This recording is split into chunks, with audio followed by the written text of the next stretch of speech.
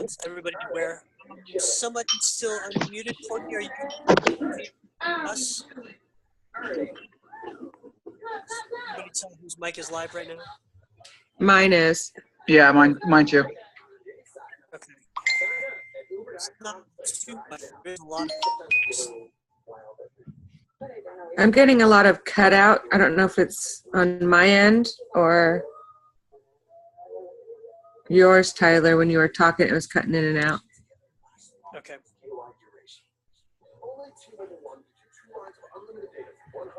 Okay, so in, let me see where I posted that at.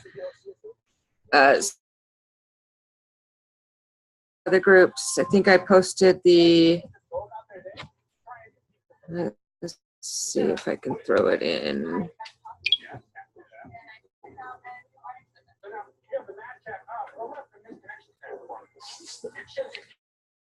It's Say No War, so We the People Say No War. There's a bunch of groups that have signed on. So it's an emergency kind of anti-war kind of protest that we can pop up when the time is needed, not just willy-nilly, but when things kind of change and we need to get out in the streets. So we've got coalitions already on board. But beyond that, yeah. What you see the actual graphic, most people will have seen this by now. They'll be able to connect the dots. Yeah, let me see how to share it on there real quick.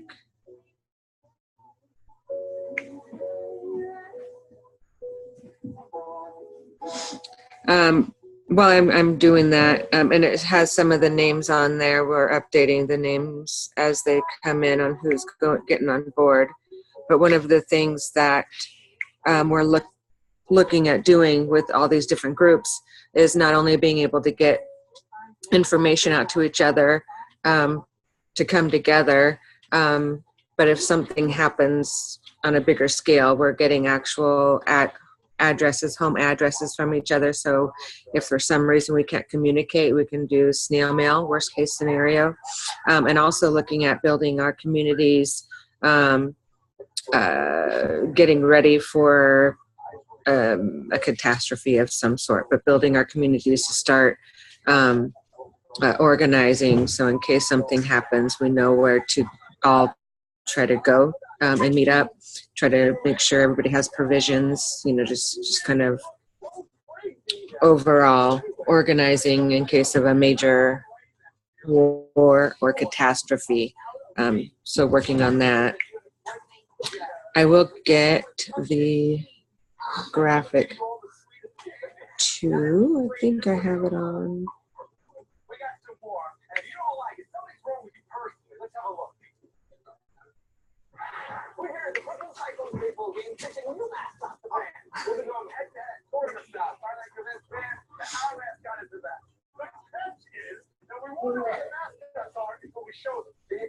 You guys can talk about the next while I find it, and I'll post it to the Bernie Crat, then I'll download it from my computer and then put it on to here. It's on my phone, so I just have to transfer it that way. Sure, sounds good. I can help. And then you get. Okay, so the next item is we had this check that's floating around Treasurer space that's made out to the Washington Progressive Party, and the last time I spoke to Linda, she said we started with those are that they were there, and we kind of left there with a pretty non-substantial and cloudy agreement. So I want to know what you guys think about that. You guys split it with them? You want to insist that we keep it all? Do you want to give it all? Okay. Is anybody else having a hard time hearing me? You're breaking up really bad on my side. Okay. Let me. I'm just getting. Can you guys hear me right now?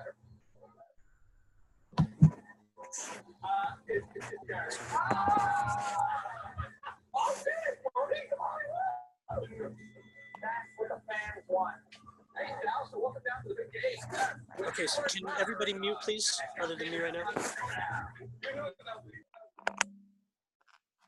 Great, that's much better. Okay, so before we get lost, actually, let's go to Rhonda's endorsement issue and just see if we can knock that out, because I see it right here. And I'll share it.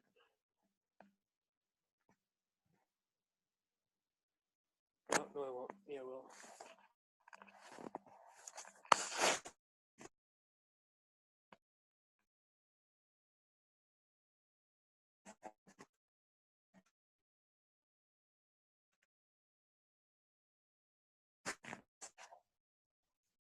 Okay, tell me if you guys can see this. Loading. There, that.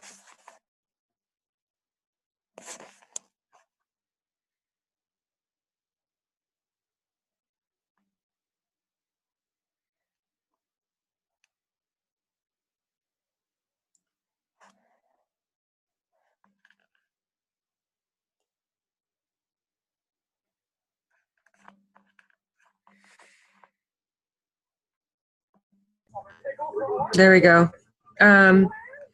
So as you can see, there's quite a few that have started joining in on this, and there's more being added all the time.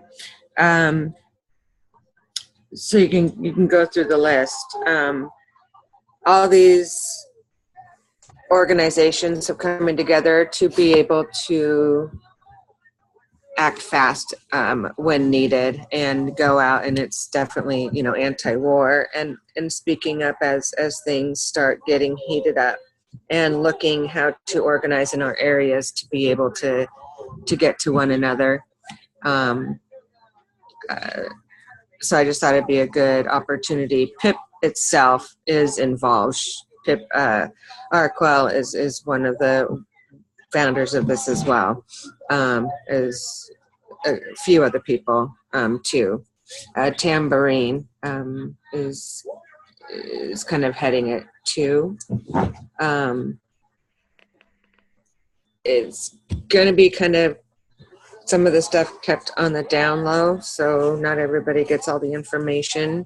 But we need more of a rapid response group across the nation is what we're looking at, and then being able to organize in our own areas for rapid responses as well. Any questions on that?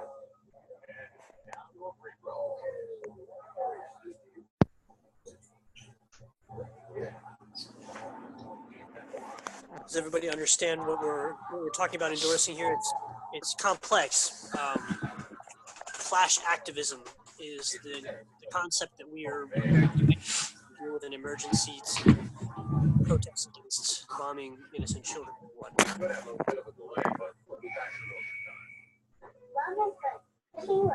Okay, so ask questions if you got them, otherwise we're going to vote on this and try can we vote by text? The vote is to endorse this project and put our names on the piece of paper. Please text yes or no. Everybody present is welcome.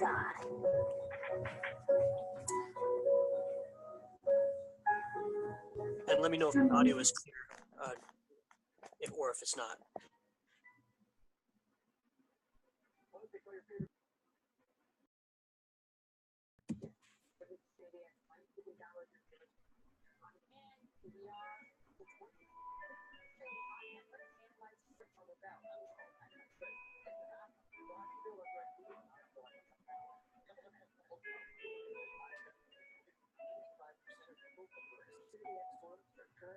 Experience. Get a great offer on an X1 triple play from Comcast.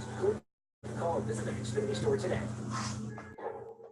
This goes out to the people who do things. Self-reliant. If it's broken, we fix it. Okay, I just realized that we are also supposed to vote on all channels. Can somebody asked that exact same question on Signal, and somebody else asked that exact same question on Washington, on the chat thread, the Washington Bernicrats Facebook thread. We have a standing agreement that we will. I've got Signal. Okay. Okay, Carl's voting. Okay. I'll do Messenger.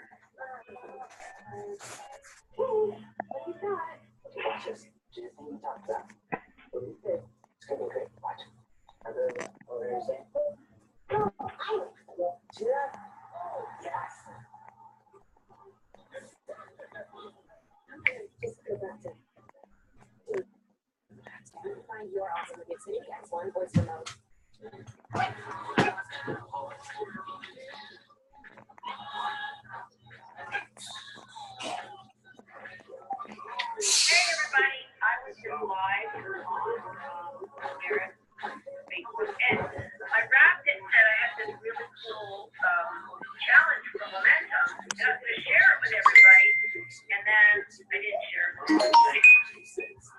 Okay, so I thought, you know what, I'll just come to this page. You know what, can you take this, Linda? And I'm going to change the view.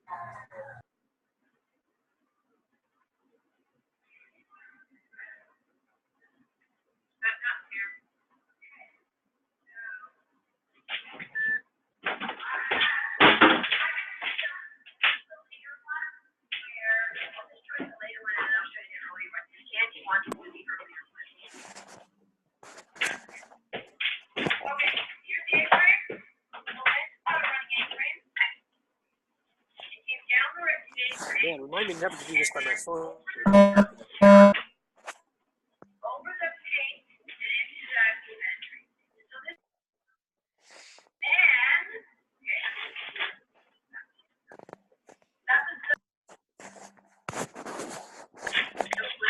Okay, so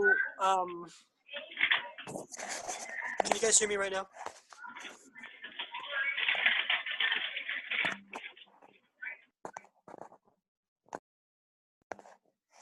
Can you guys hear me right now? Yes, we can hear you, Tyler.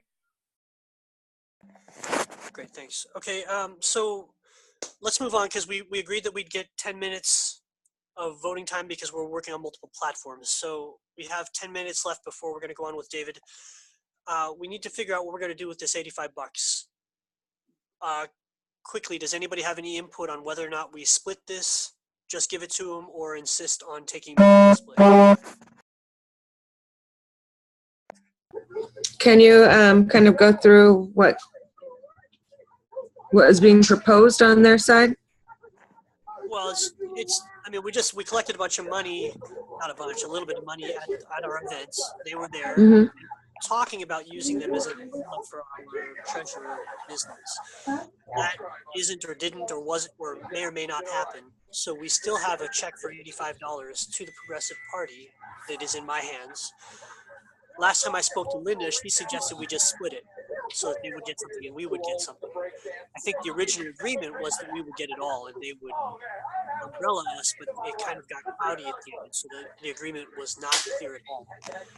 And I'm so good with 50-50. Okay, so that's one. Does anybody else have any input on that? And does everybody understand? Let me know if you do not understand the situation. I'm fine with 50-50 as well. Okay, so let's do an official vote on that real quick. We need to do it on all three channels. This is a vote. Is everybody okay with splitting our $85 check with the Progressive Party? 50-50. Please vote by text.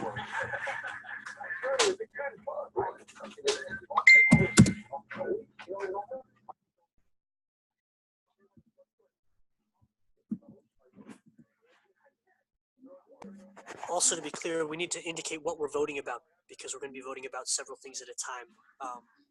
And this will get easier as we've done it, as we do it in practice.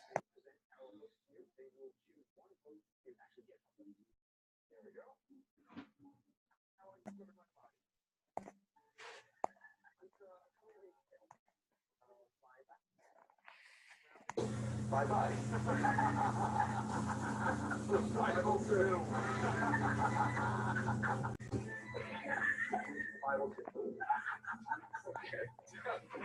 My book, How I Discovered My Body. Each chapter of the book is discovering another body part as it goes down. There's about 14 chapters. I didn't learn to.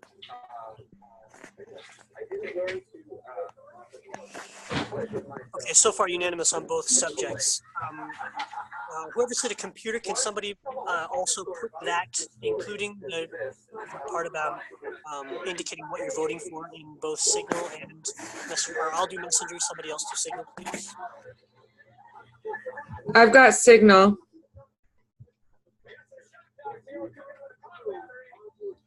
I've got Signal going. I'm almost done. Was it $85? Yes. Okay.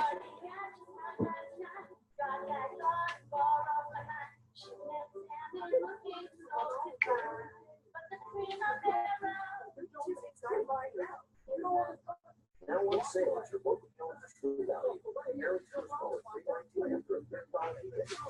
Real comfort Adirondack chair for $16.99. Round up your grass killer, buy one, get a renewal free. Your project is a true value. When your windshield needs to be fixed, trust Safe Light Auto Glass.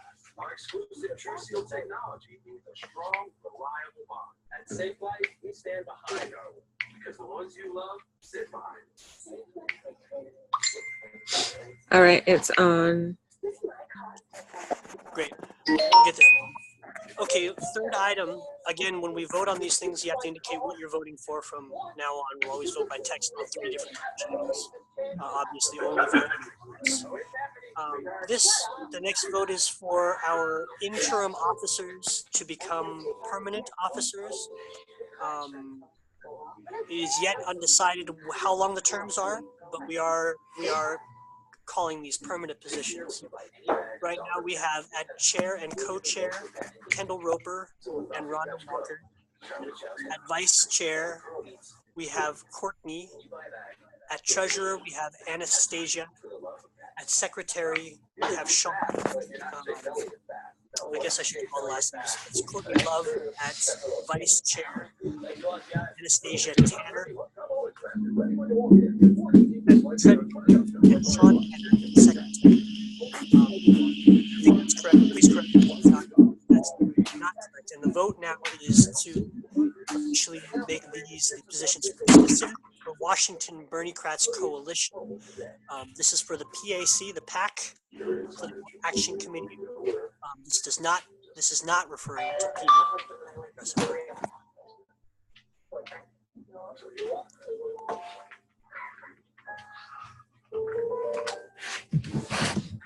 Round up for lawns has arrived. Put on the welcome lawn needs to rest. So draw the line. Round up for lawns is formulated with a true lawn without compromising the layer of grass. Draw the line with Round up for lawns.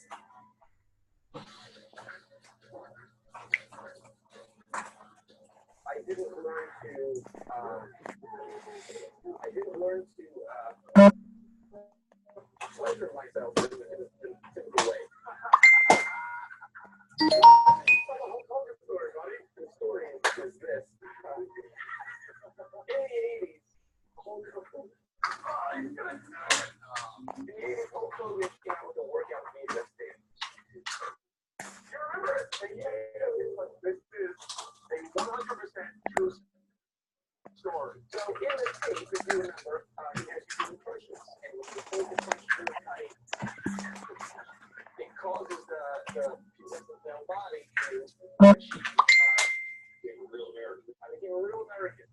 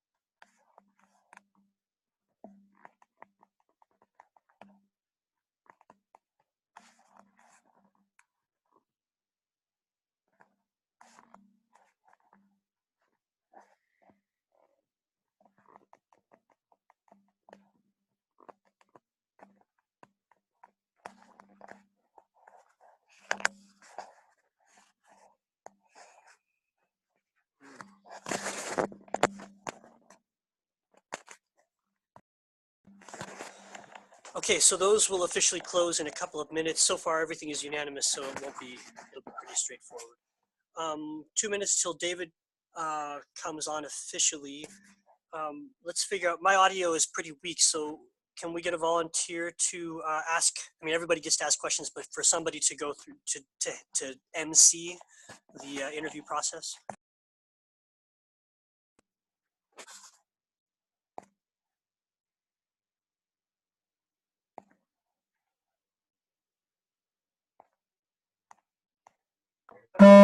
Mine's a little shoddy too. Oz has been at our last meeting. He was really good at doing the questions. So I nominate Oz if he's up to it. We do have a list he can go through, but he also comes up with some good ones. Or Sean, if you're able to. If my sound sounds good enough, I can jump in too, but I know it's shoddy here where I'm at. With what you just said, I only heard you cut out once. So, I mean, you know, I'm willing to do it. I'm a little concerned being the one to ask questions just because I'm an official staff member for an opposing campaign. So, just kind of want to, you know, be really, I have to be really careful about that. Yeah, good point. Sean, I think you're wise to not do that in this case as well. Oz, I saw you send a text, but I didn't catch all of it. So I'll check that right now.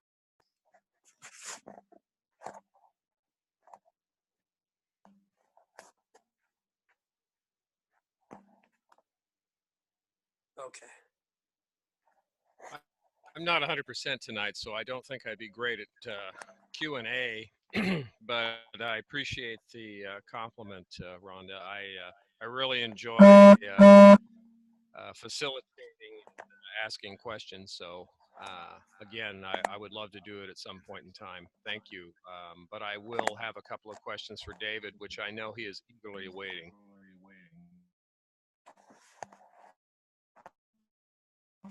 Okay, yeah, no problem. So Oz, just jump in when you feel it, as often as you feel it. Rhonda, would you mind? I'd be happy to do it too, but I'm cut. Yeah, I don't mind at all. I'm just gonna bring up go. Yeah, you are cutting out. Yeah, let me just get to the form here to go off of and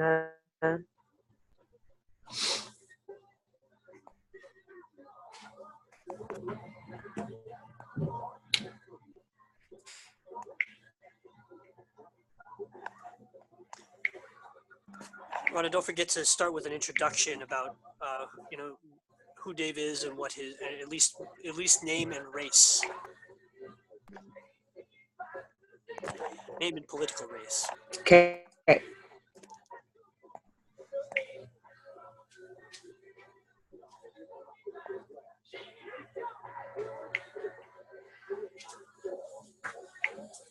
I'll just see how oh, this is what I need to do. There we go. I think I'm about there now.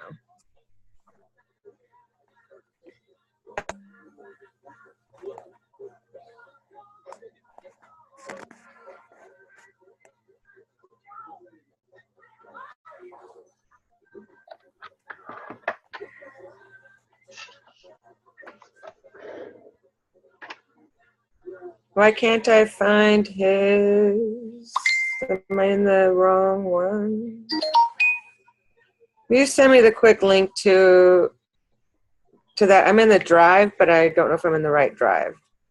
It's not showing up in the Bernie Kratz drive.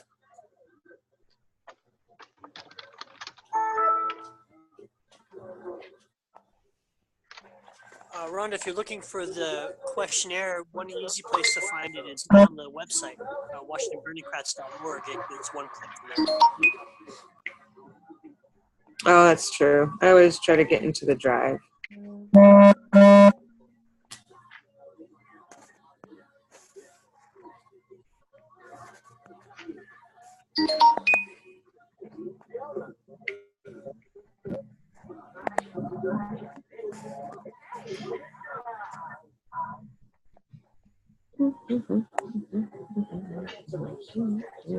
Almost there, guys. Sorry, it's being slow.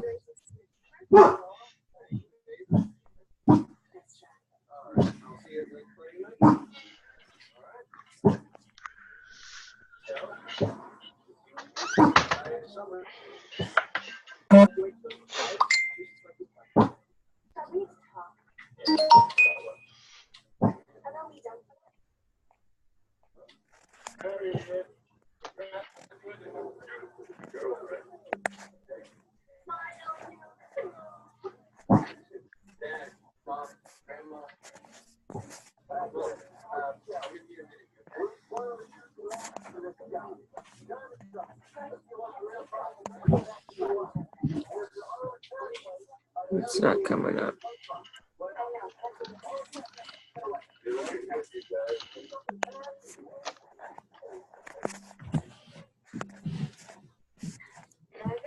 What are you looking for, Rhonda?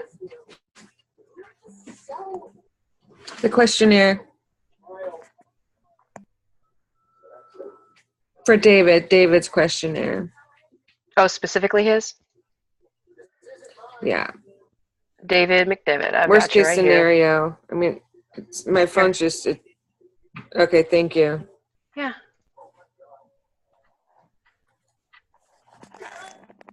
Do you want to get Send it in started on, Signal. since you're in now, Kendall?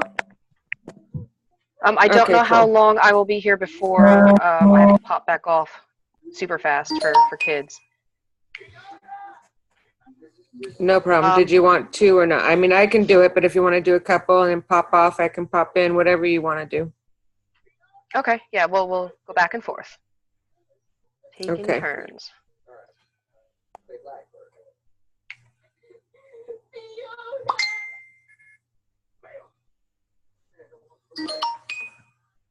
Just let me read over it real quick.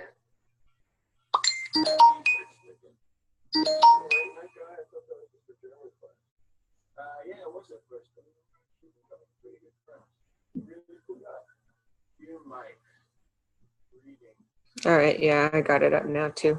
All right.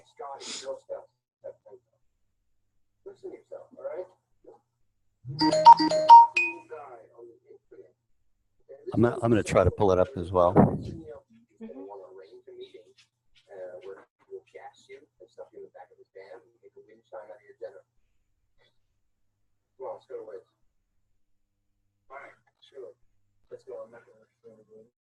All right.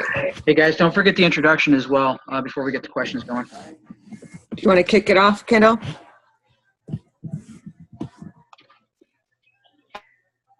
Well, did we officially vote for places? Like, did the chair and co-chair thing happen? Just now. I missed Yeah, it. a couple minutes ago, 5 minutes ago. Yeah. So that's official? Correct. It's ongoing.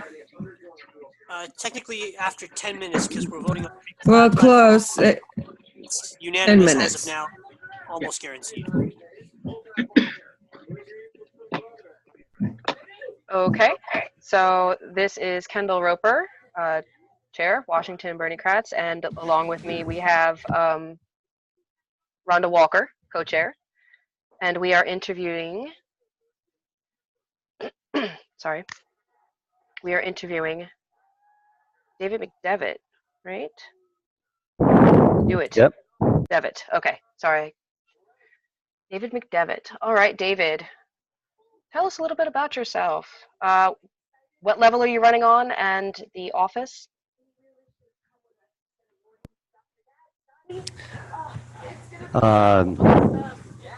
So I ran for the 3rd Congressional District, Southwestern Washington, in 2015, 2016. And it's the same race. I'm running in that again against Jamie Herrera Butler. Okay. So you're familiar with all the processes? Oh, yeah. Perfect.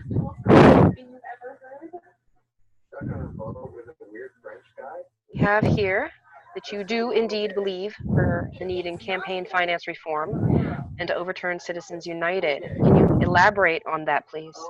Sure. So I'm one of the founding members of a group down here called Represent.us. We believe that campaign finance reform needs to take place. We want to get the corruption out of politics and the big money out of politics. I worked pretty closely with Lou Martini during the last election cycle on the I-735 initiative, which is a nationwide attempt to overturn Citizens United through a constitutional amendment. And both speak to that issue. Mm-hmm. And I see here that you, with an exclamation point, definitely believe in Medicare, Medicaid, and single payer for all. So that's always a bonus. Can you elaborate on that as well? Yeah, so I want to be clear about this because the ACA, as implemented by the last Congress and under the Obama administration, was a good first step. Mm-hmm. But I think that we need to move to that next level because frankly, nobody should have to go bankrupt if they go to the hospital or, get any kind of medical care. And here I think we need to touch on something else, though, and that is that what we're dealing with is an issue of insurance company greed. And that's the main reason why the ACA has been having so many obstacles. I think that healthcare for all is the way to couch this. It's not necessarily Medicare for all, but rather healthcare for all. And we need to figure out all of the, accompanying issues that are going to come along with that. Ezekiel Emanuel has some pretty good ideas about some of those things. And I think he's somebody to pay attention to. Okay. Now, when it comes down to the Medicare, Medicaid, or single payer idea, which plan do you believe would be better expanding upon? The federal level or the state level when it comes to single payer? Well, I know that in the state of Washington, we're trying to do this single payer inside the state. But I really think that this needs to be something that happens across the nation on a federal level as well.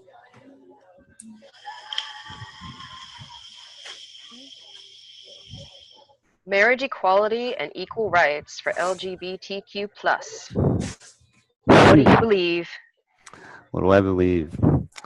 Well, I was born in the 1950s, and my father was gay, and he got married to my mother, and I was the first of 3 children. And I grew up in San Francisco as a teenager, and had a lot of influence and education from people that are gay that I didn't necessarily know at that time, but that I didn't necessarily know were gay at that time, but in retrospect, and then my sister is gay, and I think that people love who they love, and if 2 people love each other, then that's important to acknowledge, and we should be doing that. And fortunately, now we have that as law, so we shouldn't be trying to undermine that or overturn that.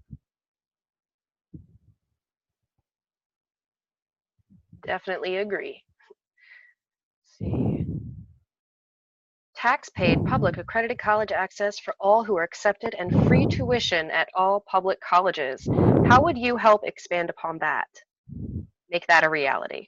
What are your thoughts and ideas? There are a number of factors with respect to that. Well, I can't say for everybody in the room here, but back when I started going through college was in the mid-1970s. And college was virtually free at that time. There were minor or very small payments that went along with it. I went to a school in San Francisco where the tuition was, something like a couple hundred dollars a semester, not counting the expense for books.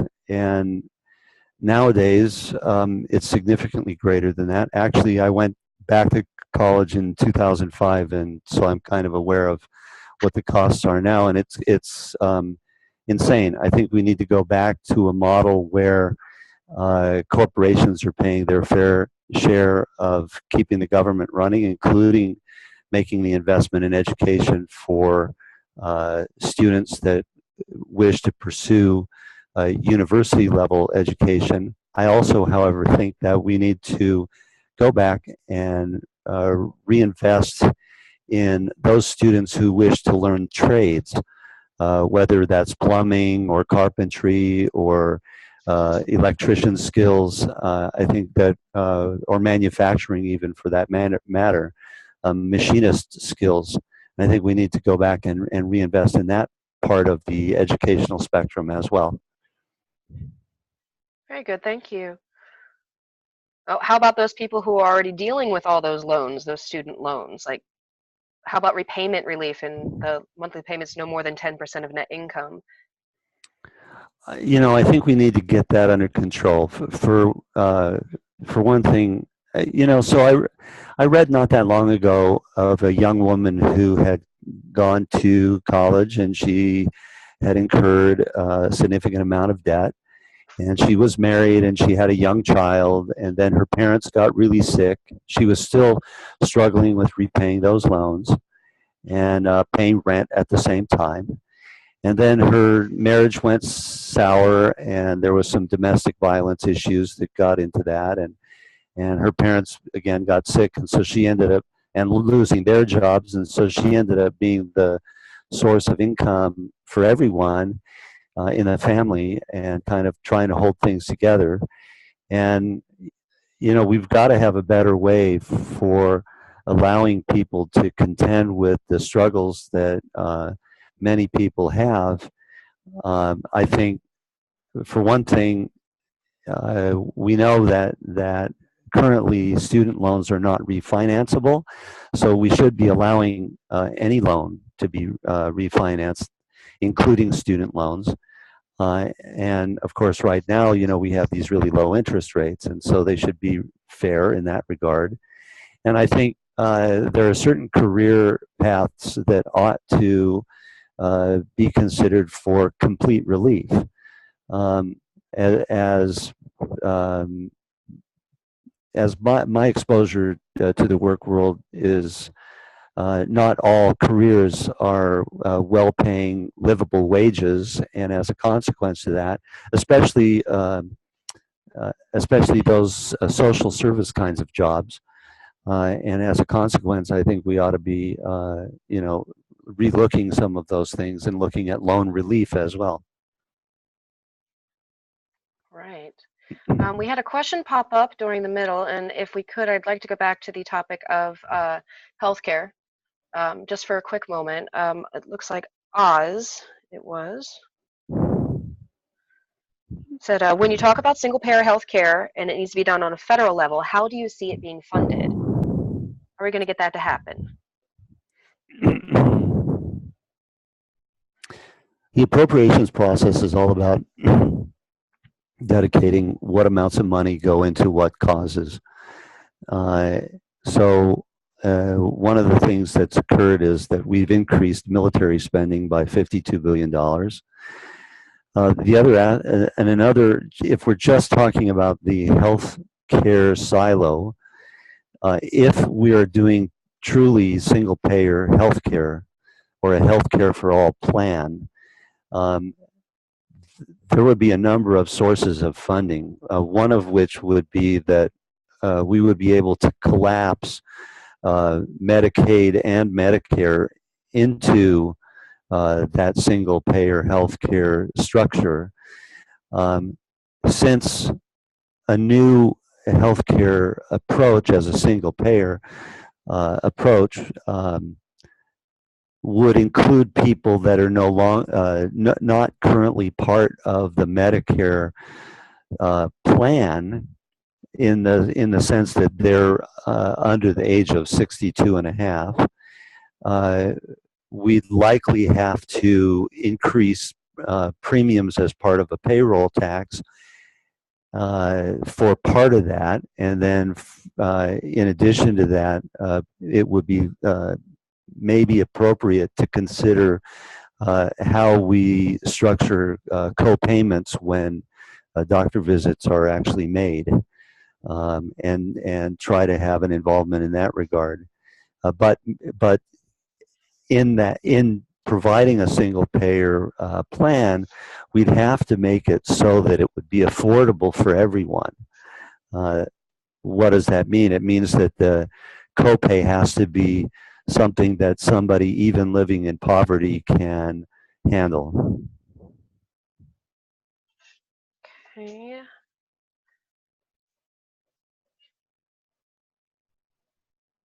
We have, do you agree with Bernie Sanders' plan to fund the health care? And I lost the chat button. Hold on.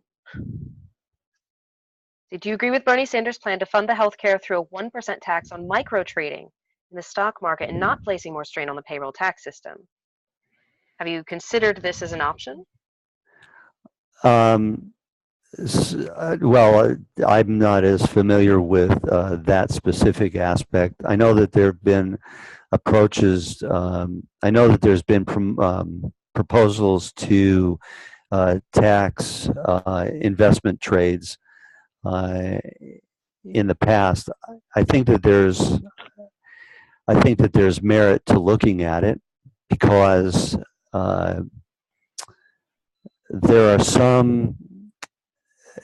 So with the automation and computerization of trading, there are a lot of trading systems that are operating completely and 100% electronically and mechanically, and as a consequence, what's happening is that you might have one particular company that's, making, thousands of trades per minute, and I think that a small tax may be worth considering. But I think it's something that would necessarily need to be looked at, so that we're not actually stripping away capital from those investment vehicles. Most of the time, these hedge funds are trading the monies of retirees, and as a consequence, if we're stripping away money that's capital, we'd be digging into retirees' funds, and that could be problematic. But I do think it's worth looking at.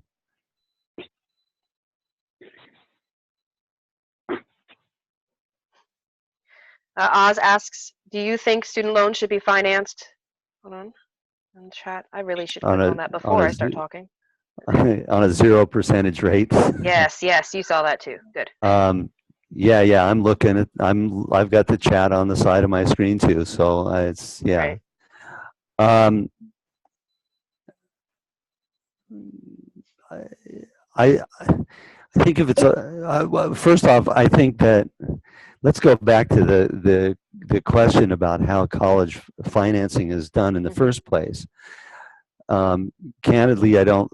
So we're dealing with two different issues. One is future financing of college expenses for students that pursue advanced education, and the other part of it is those students that already have loans. So for those students that already have loans, I think it should be a very low rate of interest. Whether and maybe it should be a 0% rate if the student is in a career that's benefiting society but not well paid. I think that if we're talking about future students, we should be looking at ways to limit the amount of loans that they'd have to take out in the first place. Okay, does that sufficiently answer your question, Oz?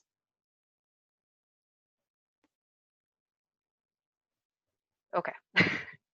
Thank you, Oz, for jumping in there, asking the tough ones. Let's see. Talk about that. How about closing corporate tax loopholes? That's always a fun topic. How would you go about doing that? There are a bunch of them. Yep.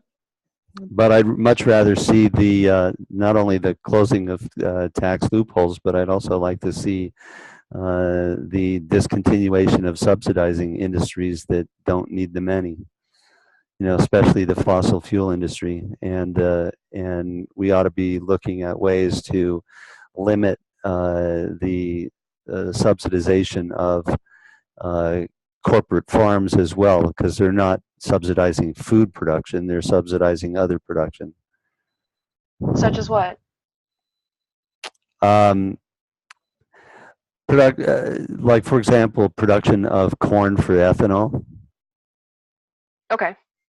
Okay. Thank you for elaborating. Um, no, back onto the topic of workers.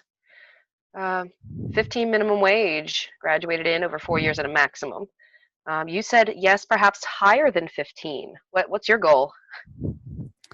Well, I don't know that it should be couched as a goal, but I think that one of the problems that we're experiencing in southwestern Washington and all throughout the United States is that minimum wage is not a livable wage, and as a consequence to that, um, I would say that in regard to wages, that um, our economy always does a lot better when we have a thriving middle class.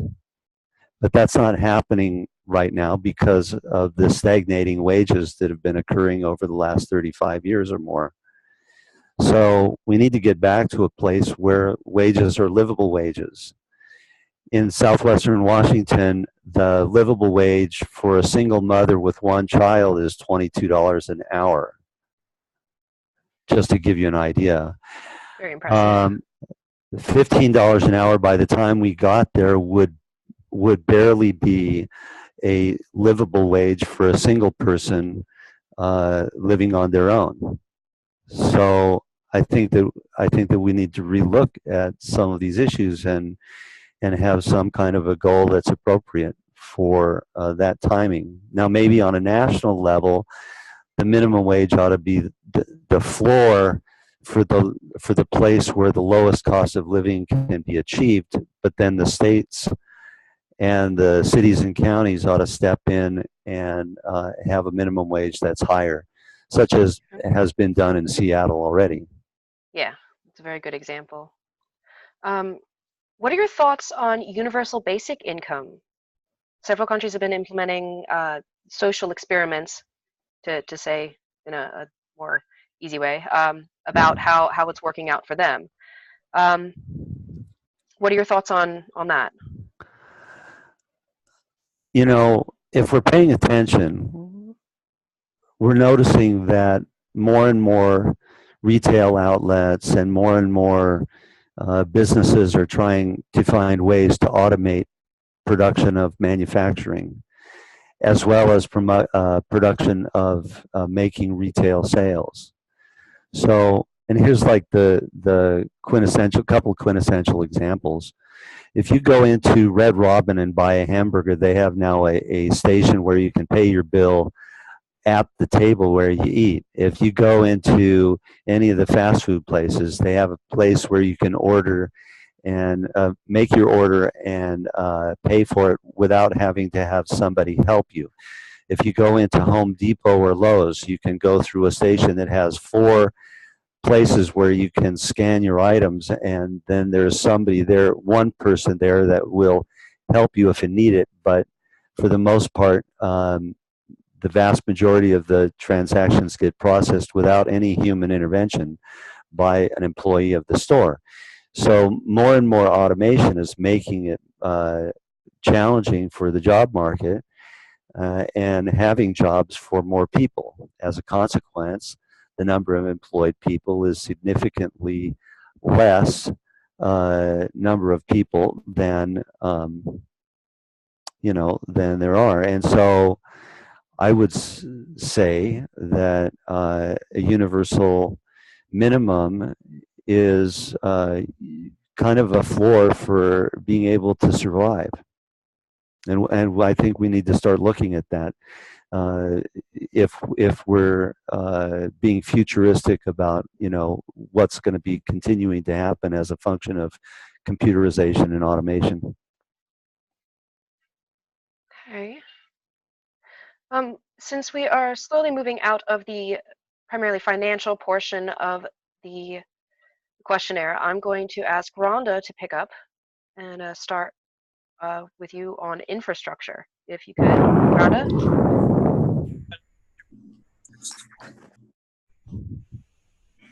Yes, hello. Can you hear me? Yes. Okay, so kind of rounding up some of the financial stuff. At the beginning, you were talking about represent us and getting the money, big money out of politics. Are you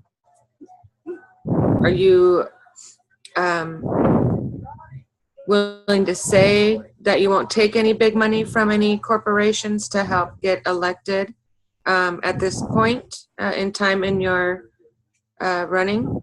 And if not, why? And if so, yay. Well, so what you know is that I ran in 2015 and 2016. And although I had some friends that were willing to make reasonably sized large contributions, they weren't that large. And I haven't had anybody offering me large donations as of yet. I'm not actually pursuing them. I'm fully comfortable with the idea of saying that I'm not going to be pursuing corporate contributions. But I am going to be emphasizing trying to get small contributions from very large numbers of people. The approach that I've been taking is talking about $5, $10, and $20 contributions per month over the course of the campaign. So for the next 20 months or so. And but trying to target maybe $200 to $250 per person on that basis. That still means getting 10,000 people to sign up to do that, and that's not as easy as it may sound. Yeah, that's what I hear. Yeah, I can imagine. So moving on from that, thank you, David. Prioritizing repairing the infrastructure. You said absolutely. How would you prioritize? What do you think needs to have the most attention first? The first top three. In southwestern projects in your mind. Well, I'm going to answer that in a different way than maybe you might expect. In southwestern Washington, we're dealing with a number of issues, and it's not just Clark County, and it's not just the I-5 bridge, although both of those are integral. I think we're dealing with another problem in southwestern Washington, and that is that we're the bordering part of Washington State with Oregon, and I think that in order to solve the different needs of both Washington State and Oregon State together, we need to establish a joint powers authority, very much in the way that was done in New York and New Jersey in 1921, 96 years ago. And what they did was they established the New York Port Authority, which is responsible for and has a charter for all transportation-related issues for the entire border between New York and New Jersey. They handle the subway and they handle the subway system. They handle the airports. They handle the taxi drivers. They handle the port itself and a number of other factors. And it's not that it's completely absent without. It's not that it's completely absent of issues that need to be addressed, but I think when we establish a joint powers authority between the two states, that we can do that in a way that alleviates some of those issues. We're going to have to deal with it from the eastern side of Oregon all the way out to Astoria, because every single one of the bridges that goes over the Columbia eventually is going to need to be replaced. And then the federal government has an interest in the transportation of freight. And so during the 2015-2016 cycle, I talked about three things. One, I talked about a freight bypass road that would improve the commerce that needs to just simply bypass Portland altogether. And that should be, in my mind anyway, a freight-only road. There was a proposal similar to that by one of the state legislators in Oregon not that long ago. But it's a repeat kind of a proposal because we've seen these proposals come up ever since 1979.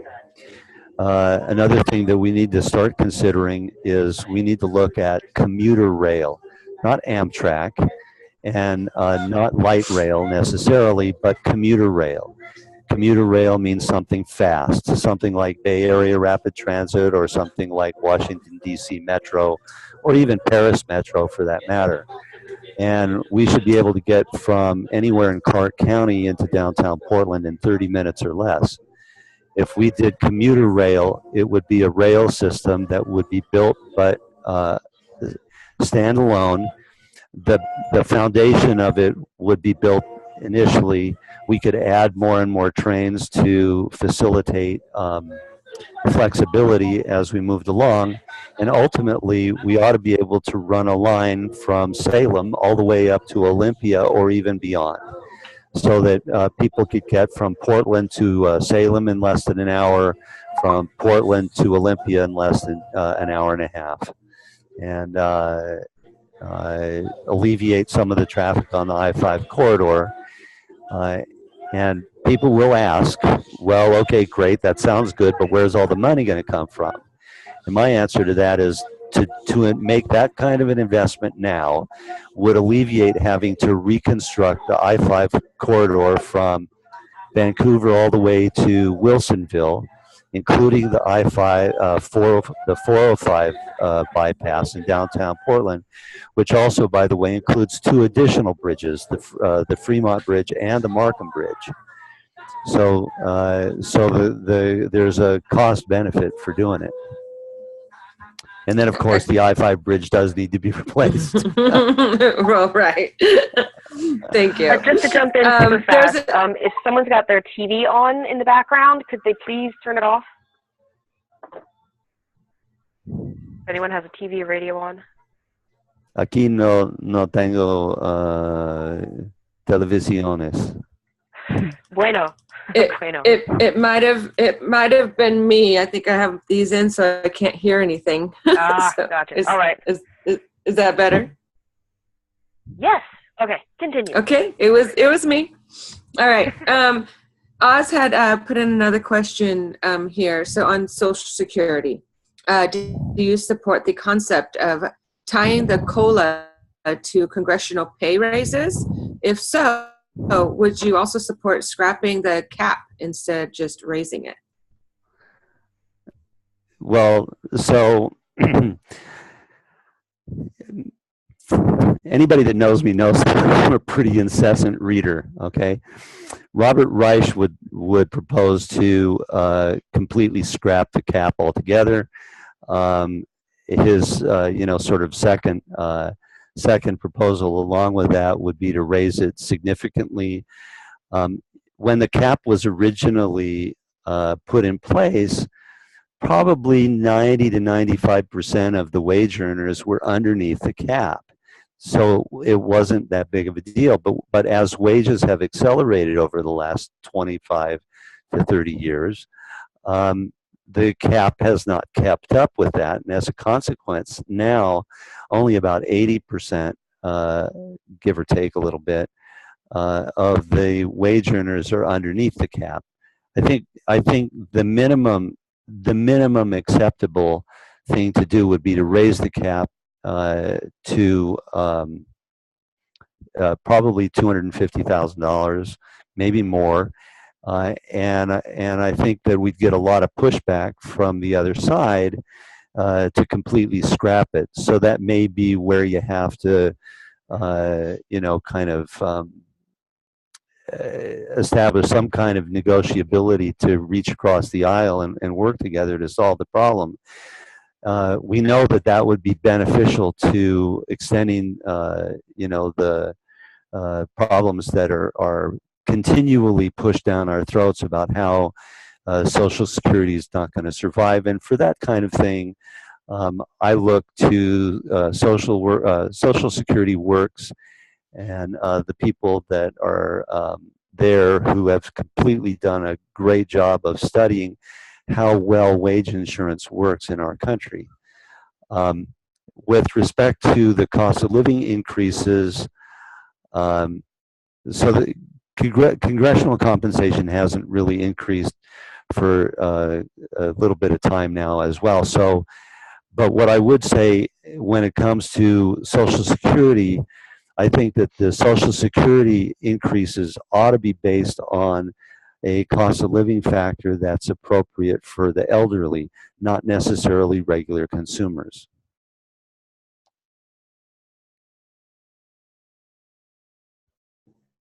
Thank you. Quick little thing from Anastasia, and then back to another big one from Oz. So about the students who have loans but are disabled. I'm assuming she's asking about what kind of relief, if any, would you propose, or would you be behind? When I went to law school, I had a disability, and it was my right arm. I had lost the use of my right arm for many years until very recently. And I'm right-handed, so it makes a huge difference. Students that are disabled have another law that should be considered, and that is the American Disabilities Act. And I think that there ought to be relief for students that are disabled to be able to pursue their interests in universities or in trade schools, for that matter, to learn skills that they can use. And that includes people that either are challenged with their sight or challenged with their hearing. Thank you. Okay, so did you support Resolution 33 at the DNC reorg? Oz, you're gonna have to come in and explain that one to me, because I'm not as familiar with that specific resolution as I might need to be. Okay, that it did not allow the DNC to take corporate money.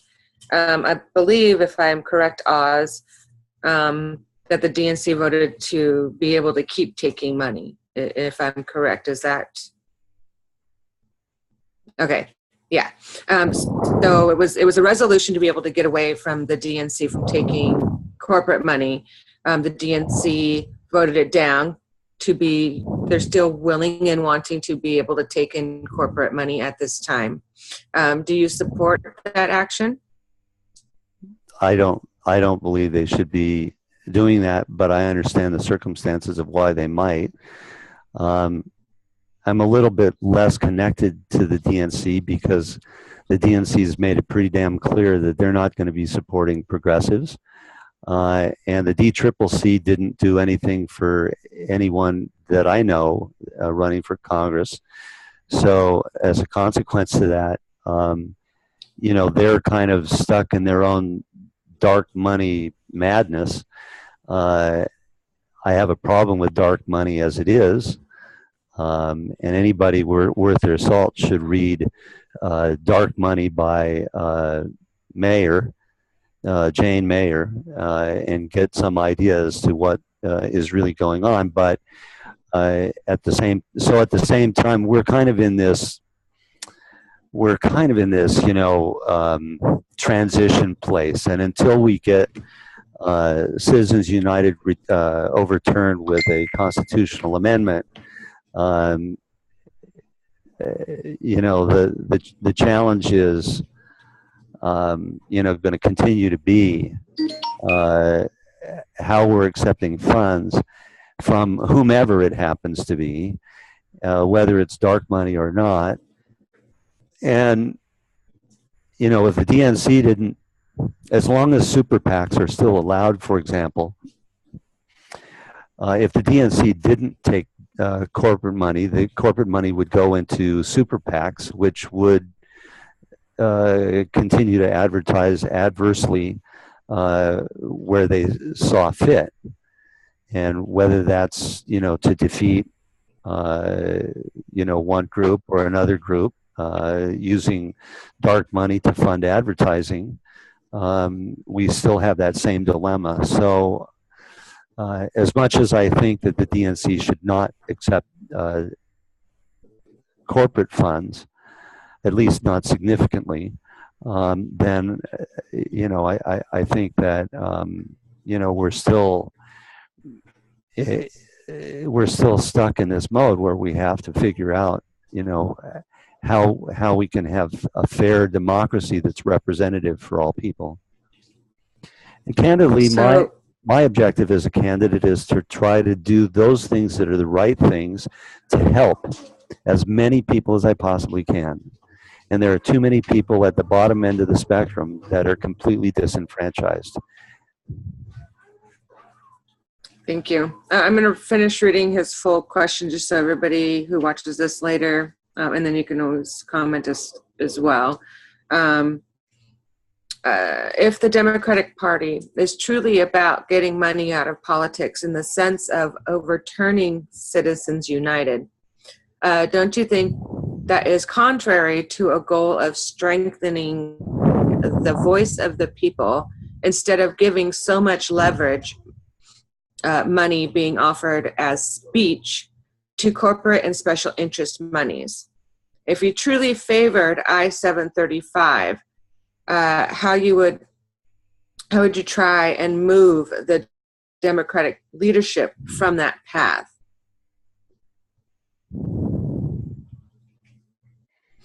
Okay. Any comments to that before I move on? Again, the Democratic Party could commit to those kinds of things, but that would just give the Republican Party or those people willing to fund super PACs the ability to continue the behaviors and put the Democratic Party at a disadvantage. And I think that they're going to do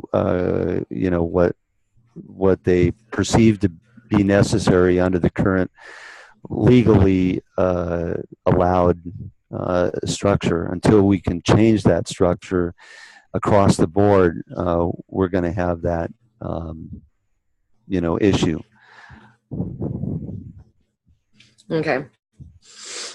So moving on from that right now, if you were to give mainstream media a grade, what would that be and why? An F. And this is from Oz as well. Mainstream media gets an F. And why would you give them an F? Mainstream media presents to us the news that they choose in a way that's manipulative and incomplete. And as a consequence, we are not getting a fair representation of what's going on in the world or necessarily in the country. And I think that, as it turns out, fortunately, we get better exposure to what's really going on through Facebook connections and people that we might know throughout the entire globe, assuming that we're, of course, connected with people across the globe. I'm pleased to say that I am. Having walked the Camino de Santiago 3 times and traveled throughout the world. I was just talking to Sharon today about being in Egypt in 2011, and then Spain and Portugal, France, Australia, Argentina, Peru, Colombia, numerous other places just in the last 7 or 8 years. I come to this with a significantly broader worldview, and as a consequence have friends throughout the world that concern themselves with wrongdoings that need to be exposed, and oftentimes that comes through Facebook.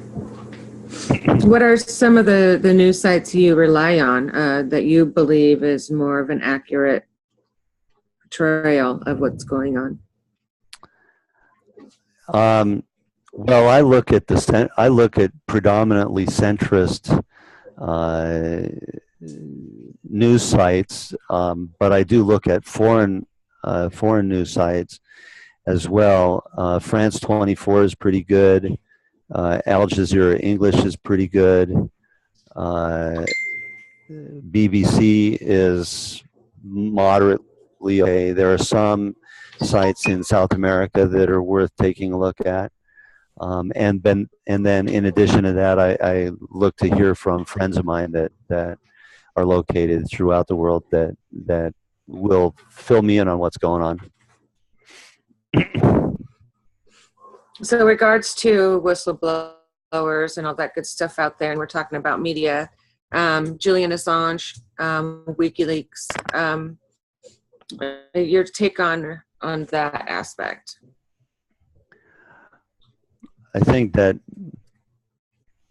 Julian Assange and Snowden did us a service by alerting us to the fact that certain behaviors and conduct that would otherwise be considered violations of our privacy are being violated.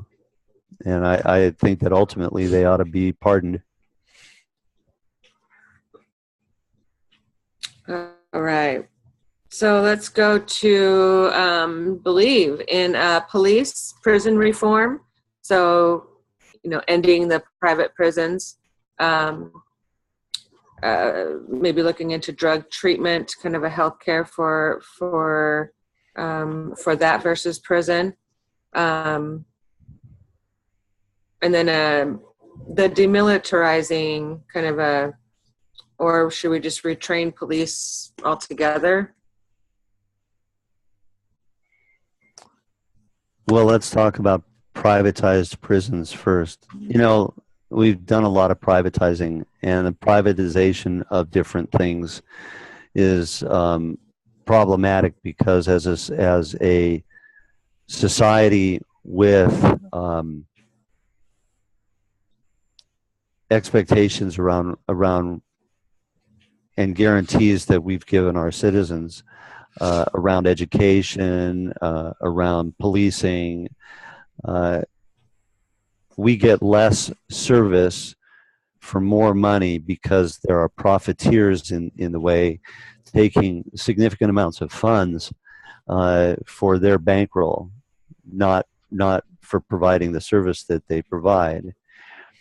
But there's a racial component and a racial justice component as well with respect to privatized prisons.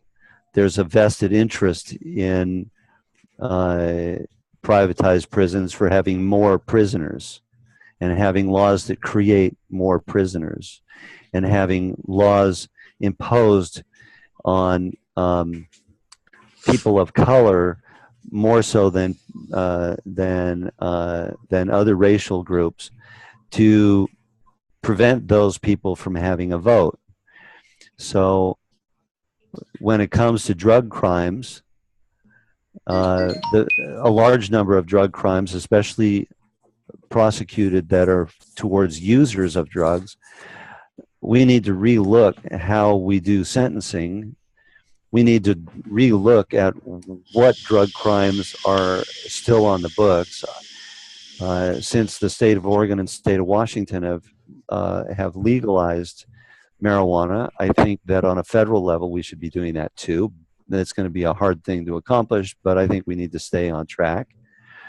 But if we think about it, right, going back to 1978, about the time that Harvey Milk was murdered, homosexuality and LGBT rights were illegal, and I think, when you look at it, right, that's 45 years ago.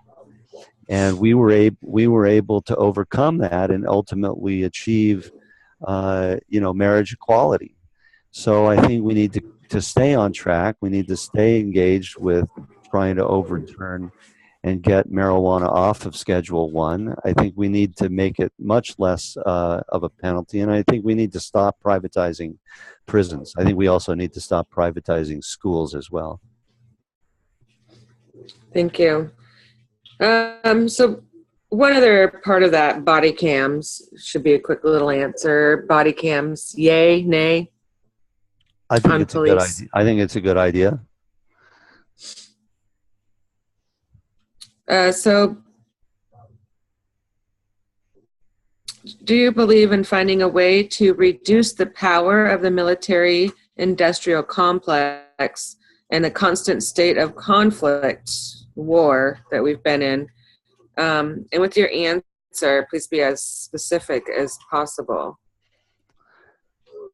You know, George W. Bush started something that needs to be nipped in the bud, and Donald Trump recently, upped the ante on that with regard to preemptive strike, and I think that that's completely wrong.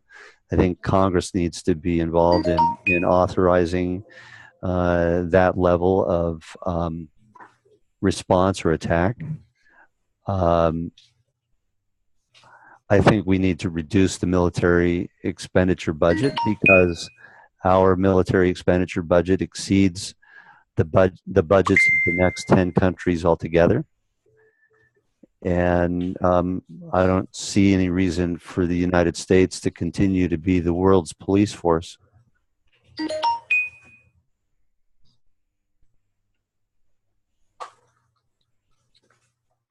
So, support the common sense gun control, improved background checks, so a ban on assault weapons, so kind of like Bernie's plan, and be specific with those as possible as well.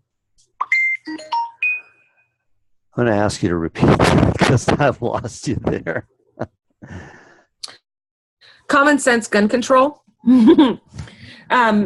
So, you know, the background checks, banning assault rifles, and all of that. What's your stance? So, what a lot of folks don't know, but I'll tell you now, is that I've been actively involved with Moms Demand Action for over 2 years. Moms Demand Action is a group that has many members that are actually gun owners. I am not a gun owner, but I know many people that are. Some of them own guns for sport. Some of them own guns for collector's items. Some of them own guns for hunting.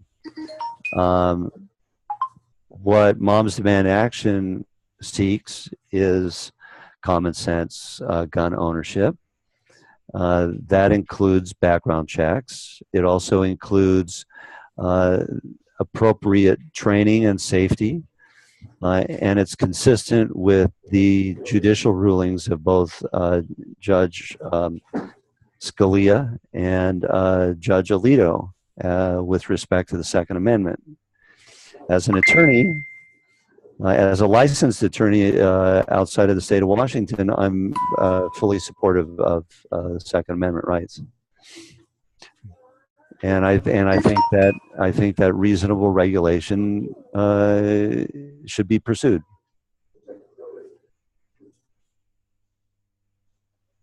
Thank you.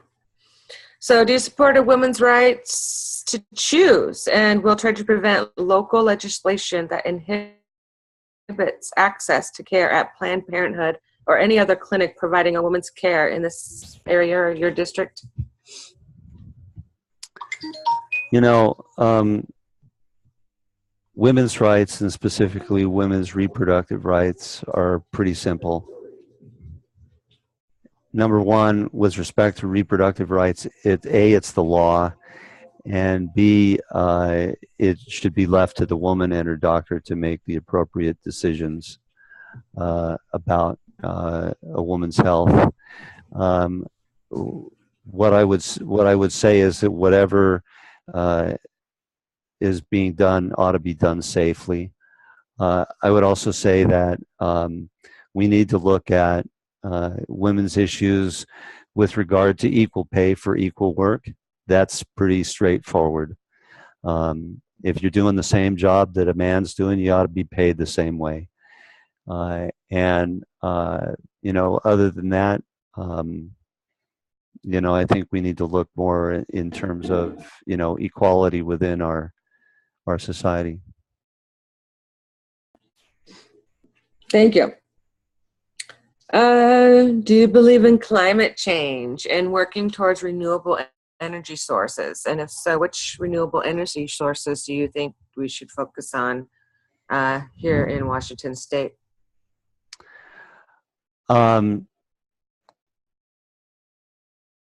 I think we need to have clean air and we need to have clean water. and, I think that we're seeing the evidence of,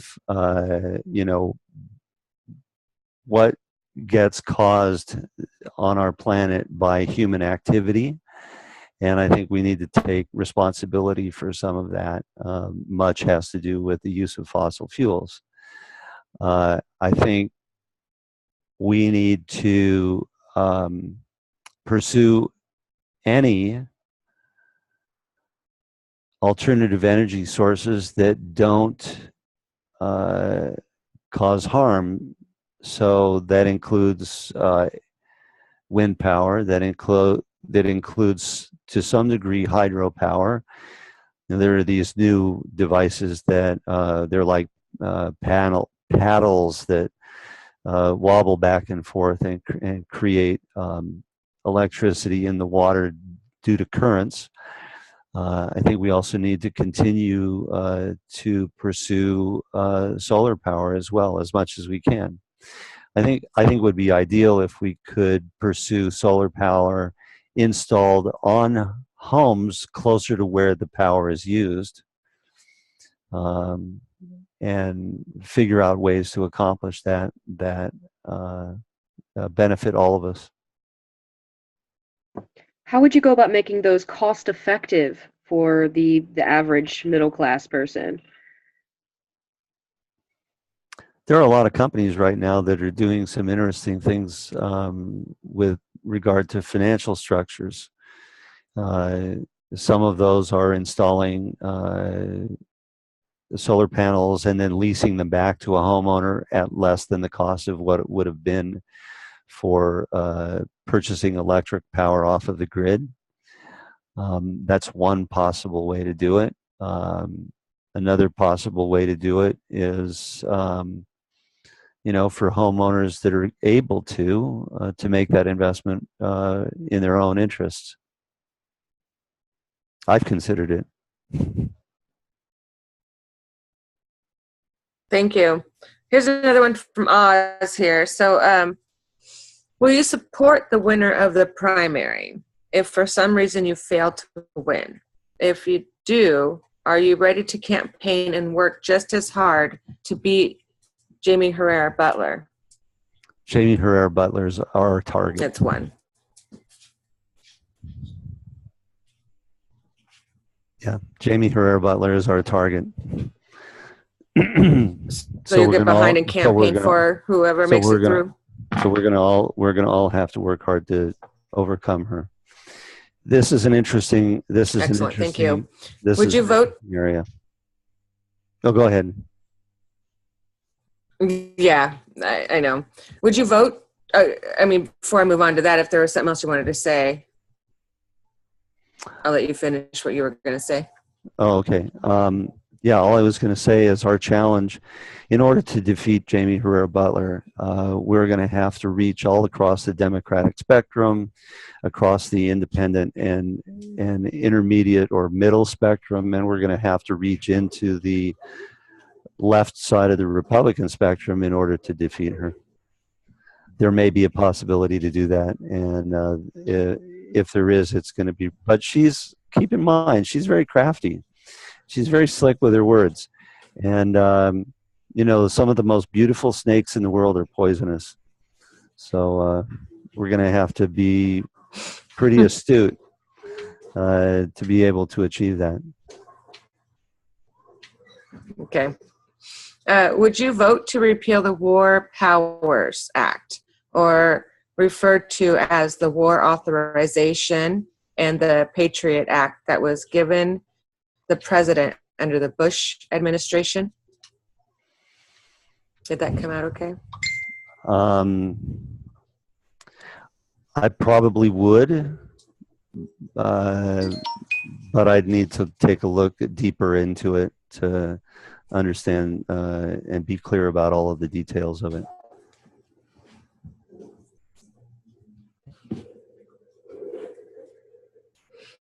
Okay. It's recommended, yeah. And I think I'm going to do the same, look into that a bit more as well.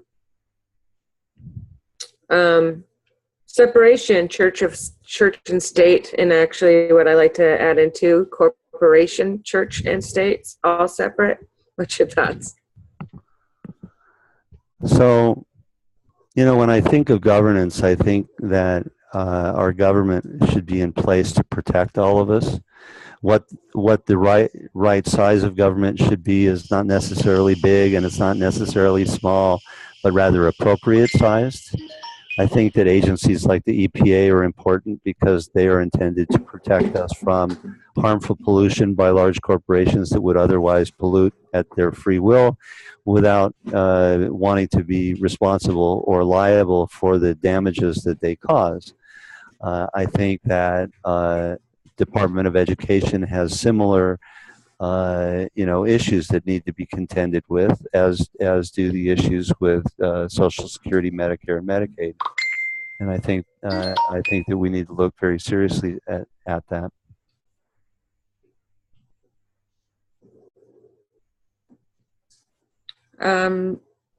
So the question was, believe in preventing or eradicating TPP.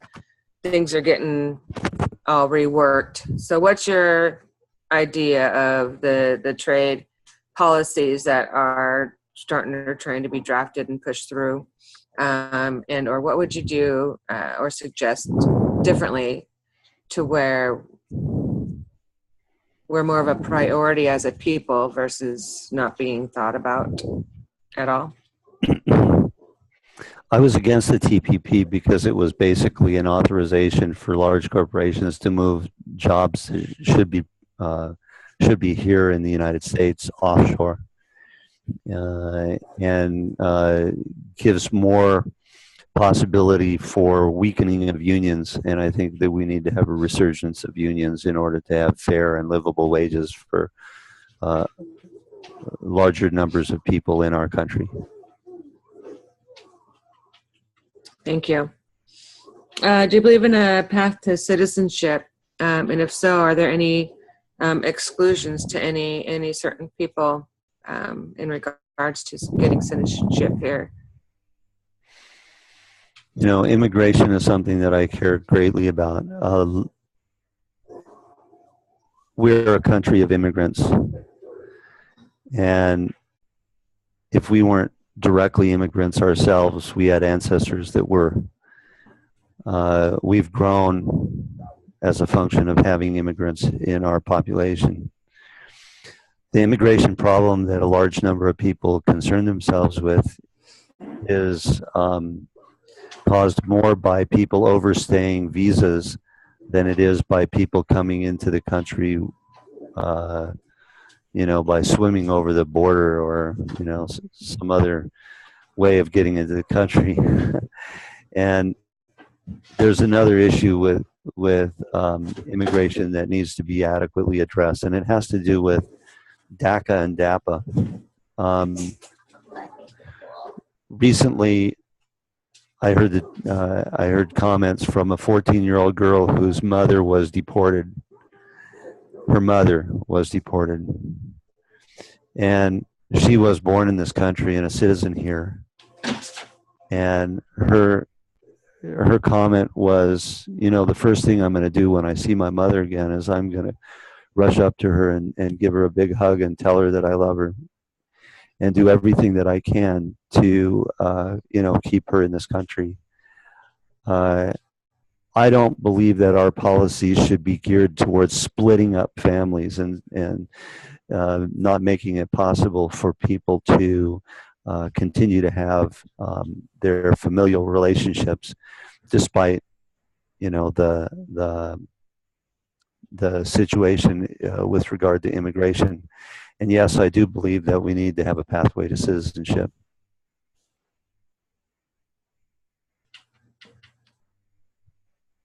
Thank you.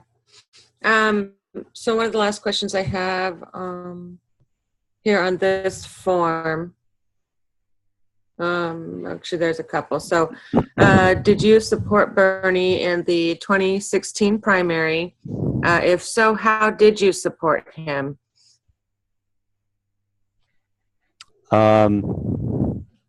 Absolutely, I did. I spoke at Bernie rallies on a regular basis. I did a lot of outreach to Bernie groups throughout the 3rd Congressional District, from Goldendale all the way out to Long Beach, and all the way from Vancouver up to Bakota and Chehalis and Centralia, and everywhere in between. I caucused for Bernie, and I supported several of the people that became Bernie delegates financially. I was focused on my campaign, so it didn't make sense for me to pursue being a Bernie delegate and going back east when I had the campaign to be working on. But I did provide a great deal of support. No, maybe that's why I didn't hear. We'll wait till it gets back up.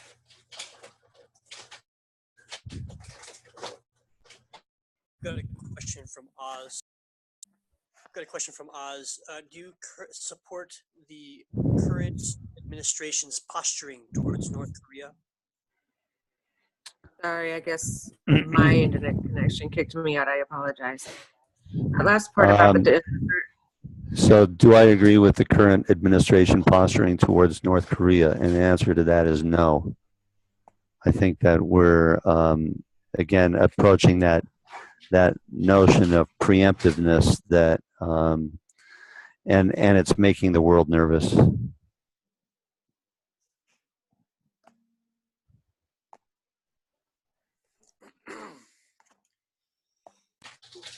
Thank you guys for jumping in. Sorry about that. Third party as an alternative. Do you respect what third parties are trying to do to get the corporate ownership out of politics? Or are you a vote blue no matter who? Is that in the chat, Rhonda? No, it's one of the last questions on the questionnaire that you had filled out. Oh, okay. Well,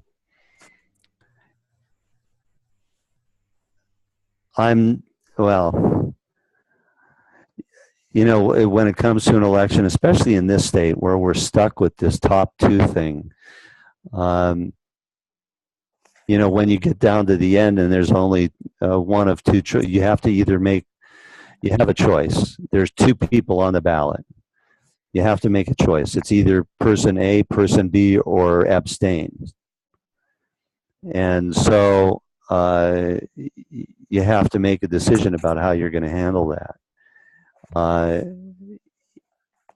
And I've always voted in favor of, it's going to sound really bad, but you know, many people say it, voting for the lesser of 2 evils. You end up still complaining about the fact that the wrong person got onto the ballot, as many of us did, because Bernie didn't get on the ballot. He should have been on the ballot. And so you have to make a choice. Abstaining doesn't necessarily help. It makes it possible for, you know, the wrong person to get into office like we have now. So, you know, it's a challenge. And that goes for any race, not just the presidential race. I do tend to vote for the more blue or progressive, however, always have. Was this message in Zoom been addressed yet? I was kicked off, so I don't want to redo it. If not, we can go there regarding next. Which message? So can you offer insight into why the information on Syrian gas attacks have not been proven to have been conducted by the Assad government, but information linking ISIS as being the one who carried out of the attack? And then I just saw us say yes, it was addressed.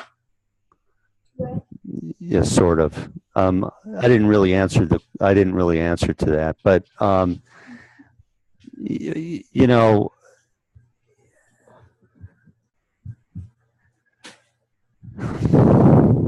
I don't have solid evidence one way or the other, and as a consequence, I think it's wise to refrain from jumping to conclusions. I think that we all had the opportunity to see some of the video footage that was released pretty commonly, and it's gravely concerning. But I don't have any solid evidence. I'm not sure who does.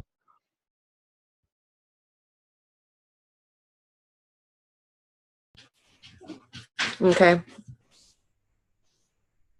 Any further questions before we start bringing this to the close?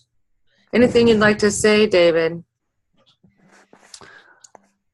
You know, I think there's aside from having opinions about a lot of things, I think there's a large number of things that ought to be considered in regards to, you know, this particular race. I would be looking for who's, you know, working hardest, who's getting out there, who's going where, who's talking to whom, how many different meetings and forums are being attended to. I would look at career background and responsibility levels in education. And you know, commitment and what the vested interest that anyone might have. So I would look at all those things. Yes, thank you very much. All right. Any further questions? Going once? Yeah, I got a couple. Okay. David, I'm as you know, the CD3 race is complex. There are 3 progressive running. I have a couple of questions along those lines.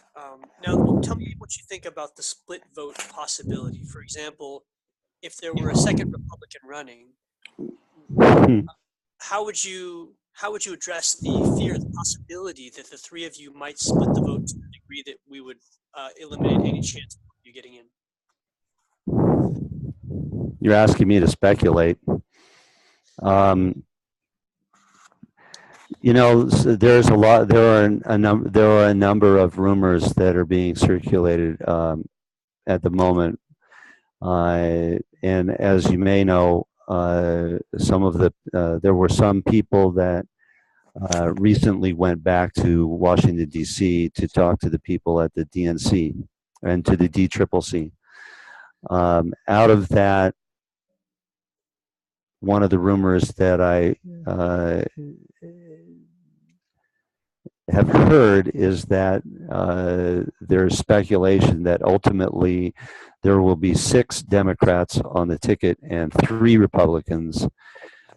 And as a consequence of that, I think a split vote is entirely possible. There was not that long ago a comment by one of the people out in the 5th congressional district that has the same concern out there, and as a consequence to that concern, you know, feel strongly that if we as Democrats or progressives want to be successful at this, we better be, you know, willing to consider getting behind, you know, someone that we all believe can win. one of the factors for me is that I ran last time and built a lot of name recognition, and that's a big contributing factor. Yeah, But the ability to raise funds is also a huge one as well. And I don't know that all of you here are aware, but I have been. So Denny Heck at one point suggested to me that he thought this was a $2 to $3 million campaign, and as I did in the 2015-2016 cycle, I have done again in the 2017-2018 cycle, and that is that I have contributed to my own campaign. Technically, it's a loan, but it's not likely to be repaid, and that is that I've put $100,000 into my own campaign. I have a lot of skin in the game. I believe that I can win, and I'm willing to make that kind of an investment. You know, to communicate to people that I'm serious about this, that this is not a game, and that you know, that we somehow have to come together and pull this together to make sure that we can win, because it's you guys that are the heroes in this, not me. I'm just the name on the placard, but we have a vested interest together to unseat Jamie Herrera Butler with somebody that's going to represent and stand up for our collective values. Yeah, good answer. Okay, so I'm asking these in this particular order for a reason, which will become clear in a second here. Bear with me while I ask the preceding questions. Did you have the endorsement of the local Democratic Party in the 2016 race? There were a number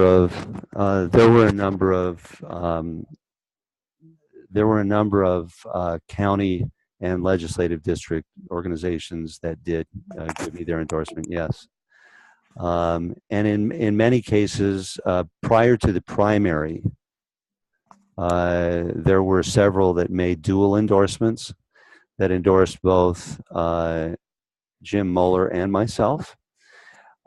And in addition to that, when the Columbian newspaper down here did their editorial board,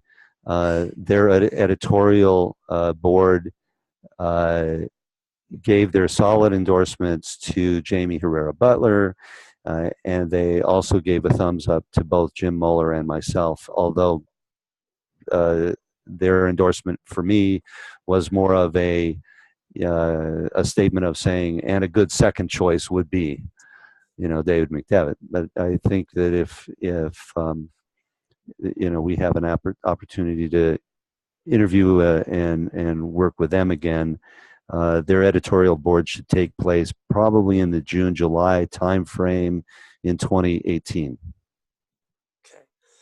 So where all this is leading is, in my experience and my assumption for this race and all races really that we'll be dealing with, I expect the more centrist establishment Democrats to run a candidate against you, for example, Jim Moeller, or somebody of that nature. So it brings us back to yet another level of the fractal of the split vote issue. If we run three progressives and we have an establishment Democrat in the race, are we not guaranteeing a loss for the progressives if we do that?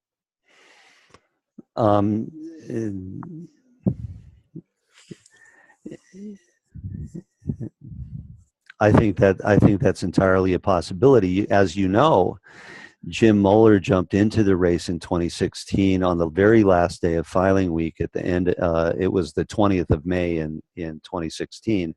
And he entered and he filed with the Secretary of State 2.5, 3 hours before the end of the day, or before the closing time. So I think it was like 2 o'clock in the afternoon or something. It's entirely possible for anybody to enter the race between now and that date in 2018. And as it turns out, let's see if I can find it relatively quickly.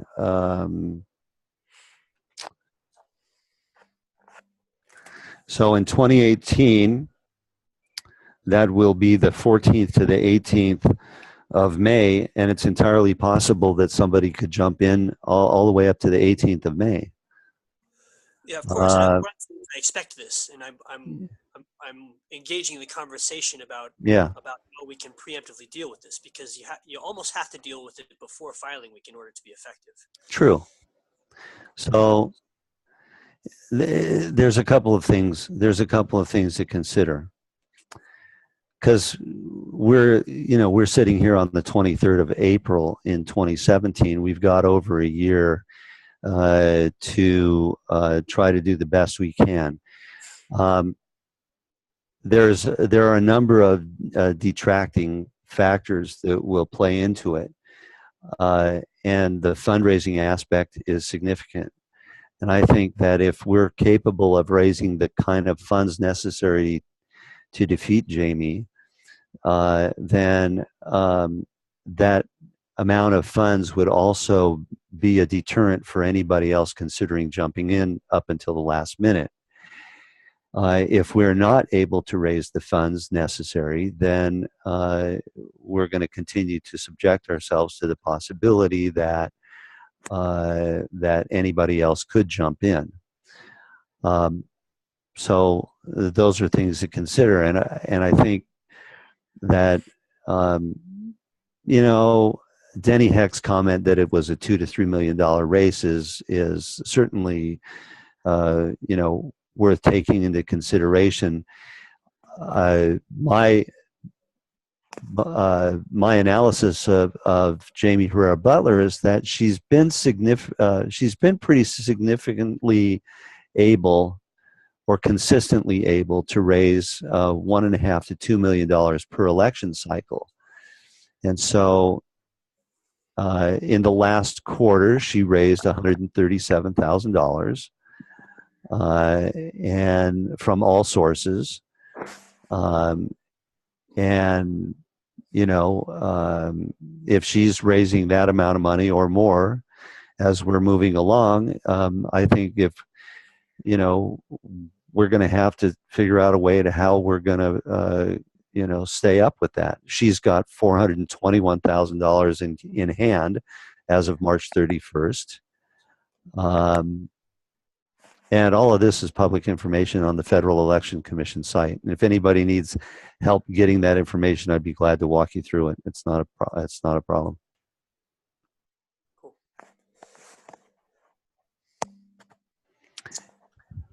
So, last question from me specifically. I would like to know how you feel about both the Dem Enter and the Dem Exit movements.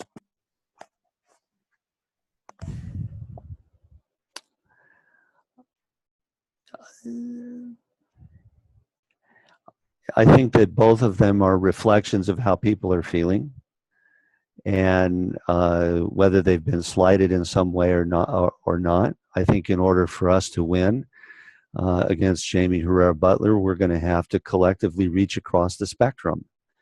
That means picking up all of those folks, whether they're Dem Enter or Dem Exit, or Green Party or Libertarian or some other thing, or whether they're even on the left side of the Republican side of things.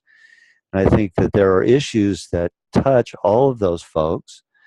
Some of them, will be objectionable about, gun rights or funding for Social Security or some of those other things. But at the same time, I would say that we don't want to be put into a situation where, we're approving of reductions of Social Security, for example, because those things are critical for our seniors and prevent them from falling into the cracks. We don't want to strip them of the benefits that they've already paid for. And we certainly don't want them kicked out of the nursing homes if that's what they're relying on.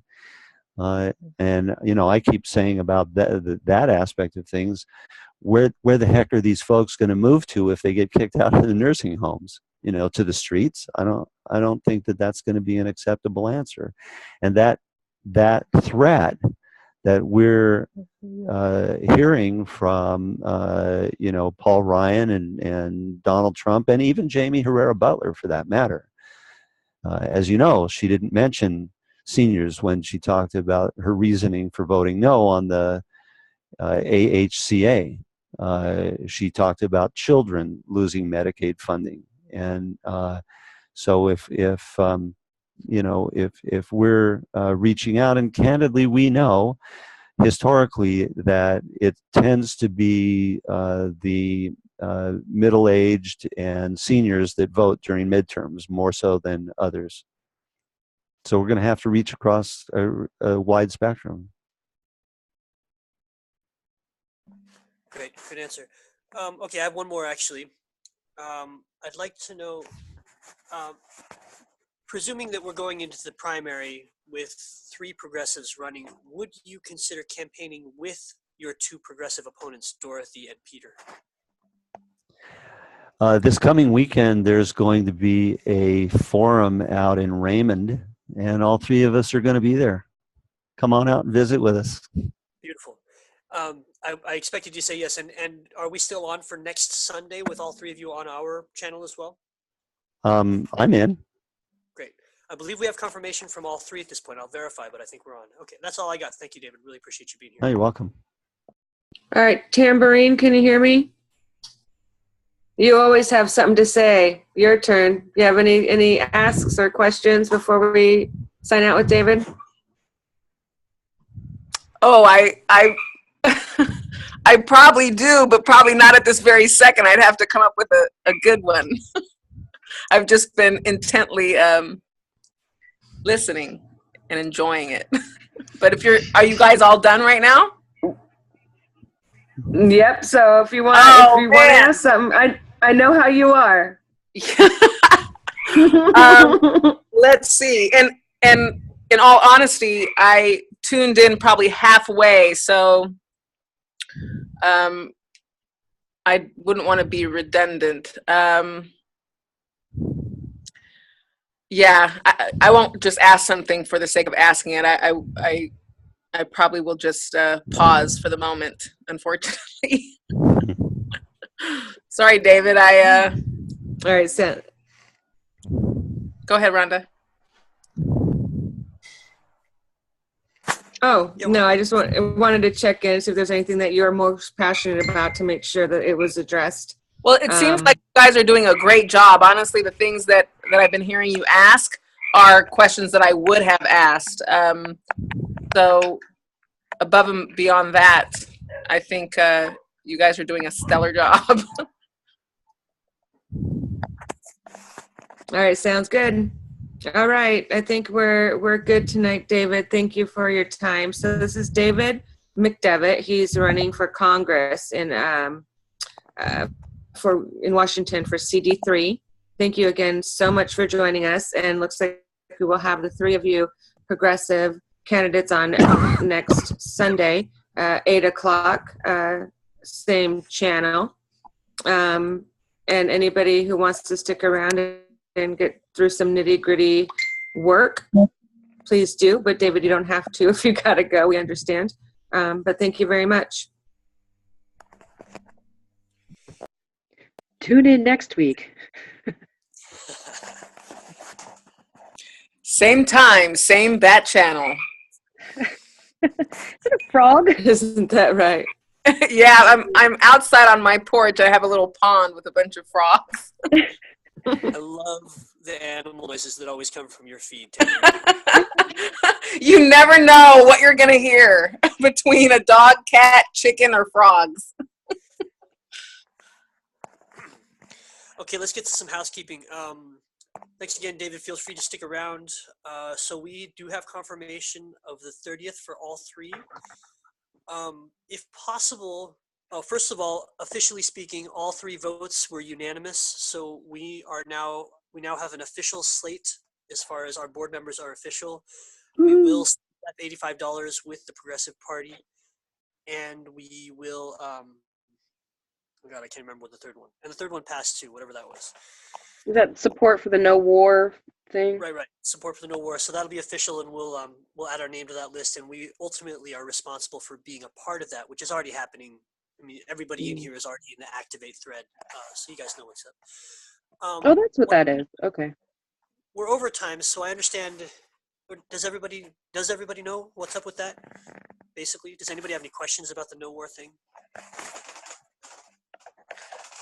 Going once, going twice, going 3 times, gone.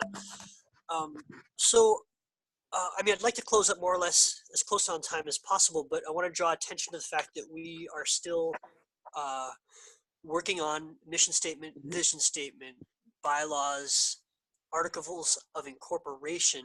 I think that's it, those things. And in the Google Drive account, there is a document that started with kind of just brainstorming off the hip ideas. And so I'm hoping that people will get into that and get in there and mess around and add stuff and subtract stuff and let it become a living document so that we can work on these things as the week progresses. So after we close up, I'll repost links to each one of those documents and just ask people to, and it's all drafts. It's a living document that we can all access simultaneously. If you don't have access, let me know and we'll get it to you. Are those in the Washington Berniecrat account, or is it in your personal account? Yeah, they're in the same place as all the everything. All of our stuff is in the Drive account for WashingtonBerniecrats@gmail.com. Yeah. And I think, as far What as is I it know, under? everyone's been given access. I post an all access link every time to our thread, which anybody can get at. Oh, So I see. Okay. They were not in the folder. My bad.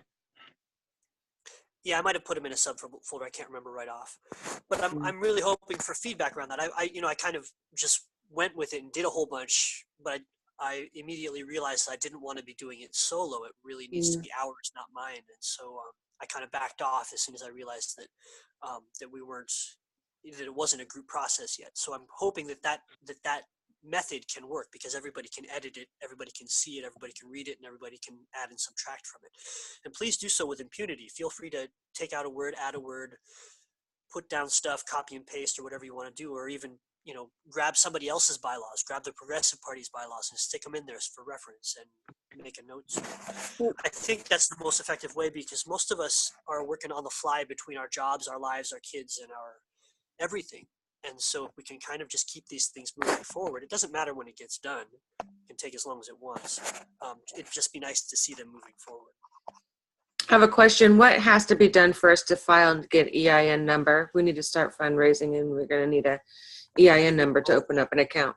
So that's real easy. That can be done in about 10 or 15 minutes. What do we have to have done to get that complete, though? Don't we need our articles of incorporation, which aren't they pretty much done or almost done? No, you don't need it for that. If you were incorporating like an LLC, then that's a different story. But an EIN number can be got on the IRS.com literally within minutes. Courtney, you're still on. Was that taken care of before Treasury switched hands?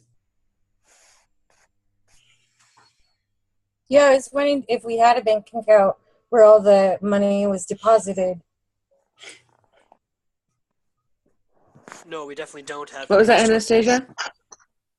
Well, some groups have their own bank account where like money donated would be put in it, so it's more kept where you can keep track of it better instead of just holding on to it. You can't get that until you have an EIN number. That's why we need the EIN. Yeah, so the order of process that we need to go through here is we need to finalize what we are. We need to file the correct paperwork. We need to go online and get our EIN. Then we can open up an account. Then we can move funds into said account and start doing all the magic. Okay, so what do we have to have done with our paperwork to be filed to get an EIN number ASAP? I would think at least the articles of incorporation. Well, I would say the articles of incorporation. Other than that, are we incorporating? Are we going to be a corporation? I have nonprofit corporation articles here. Actually, we have to fill out one of these for Washington nonprofit. So I'm gonna, hold on. It should already be shared with you guys. Let me check My again. understanding is that it was strongly recommended by some entity that we have articles of incorporation if we were going to be a PAC. We have officially voted to become a PAC, a PAC, Yeah. and so we're pursuing the paperwork on that. Whatever is required to become an official PAC is what we should be pursuing. Yes. I want to know the quickest way or what we have to have in hand right now to get that EIN number for our PAC, because it needs to be done like yesterday. So if we can focus on just like right now, what has to be completed and get that turned in and get an account opened. I want to do that, and then we can elaborate on the other aspects right after we file, or even while we're filing, or whatever. So then, do I'm we? pretty sure that I saved it. Go ahead and talk while I search. Sorry, I'm thinking out loud. Does anybody that have access to that document maybe want to share their screen, and maybe we can kind of go through it and do a little bit of work on it? Well, I was going to say, in the name of the EIN number, if someone's in front of a computer, if we could just go to irs.com and start filling out the EIN. So if there's particular things that we need between all of us, I'm sure that we can come up with that information, fill that out, and get our EIN number. And then the articles of incorporation having to do with being a Washington nonprofit is a separate thing. Okay, I'm doing that right now. Nonprofit organization. Let me turn off my node script. Yeah, I'm actually on the irs.gov website. Yeah. Awesome. Go, So Sean. do you want to fill it out, Sean, since you're doing secretary stuff? Yeah, absolutely. Okay. Yeah, let's actually, can we get a quick vote on allowing some number of people to vote on these kinds of issues midweek as we come across them? Because So we need a spontaneous voting board. I think Yeah, I'm down. Well, I mean, I would say as long as we have a quorum of the board, if we have a way of contact, we've got the Facebook groups, we've got Signal, we've got different means of communication with each other. I'm sure that if emergency stuff comes up, as long as we can have as long as we have contact between the majority of the board, and can make those types of decisions on the fly, that should be fine. While we're discussing things that we can all do individually for the parts, like what falls under whose heading, we can also be writing that down in the officer board of directors list, because that's going to have to go into our bylaws too. Right. So we're gonna fizzle here, and I'm gonna have to break off real soon. So let's try and get that vote through right now. And we need to do this on all three channels and give it 10 minutes. So the meeting will end in about 20 minutes at most. I got to get out of here. Yeah. Everybody in favor of allowing a quorum, a majority of the board, to make decisions regarding mission statement, vision statement, bylaws, and articles of incorporation, please type yes on one of three channels. I've got Messenger. If somebody else could use Signal, please. I'm on Signal. I'm sorry, Tyler, could you repeat the purpose of the vote, please? This is to allow a quorum, a simple majority of the board, to make official anything for our legal documentation, specifically regarding mission and vision statement, articles of incorporation, and/or bylaws. And also, Anastasia, we do have a Signal group for board already. We'll just, now that we've got everybody voted in, we'll get everybody on the board brought into that Signal group. Sorry, go ahead. I don't have access, nor have I seen any of those documents anywhere. If I could get access to those or be shared on that, that would be great. Yeah, I'll do that right now. Awesome. Thank you. Yep. You're in the Washington Bernie Kratz, the Google, the Gmail, right? So you just need to go to The only drive that I have access to, and I don't even think I have edit on it, is the vetting drive. I don't have access to the full Washington Bernie Kratz drive. Vetting drive is the same. It's all in the same place. Oh, okay. Okay. And actually, Sean, I just sent you the email and password for that as well, in case you need it. You have full access now with that. Oh, I gave him the information earlier, but he needed to get the confirmation number from a login phone number. Remember, like what we did last time, and then I ended up just doing the email login. Yeah, there's a phone number associated with that account, the last two numbers of 13. So I have a feeling, Tyler, if that's your phone number, you probably got a random 6-digit text message It was about half an hour before the meeting started. It was somebody else. It's Tyler's email that uses the secondary backup to check. So if you just use his Gmail email, when you hit login in a different way, that should confirm it and you'll be fine. You can just say, yes, this is me now. Okay, great. That's what I did. Backdoor. So guys, down to 1%. Can somebody else handle asking for that vote in Messenger?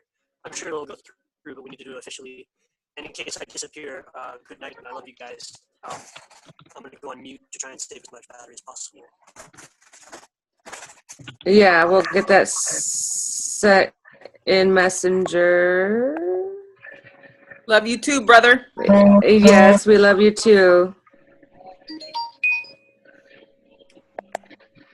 Is anyone, just side note, don't mean to veer off the subject, but did anyone just see the chat on one of the messengers in regard to Chad?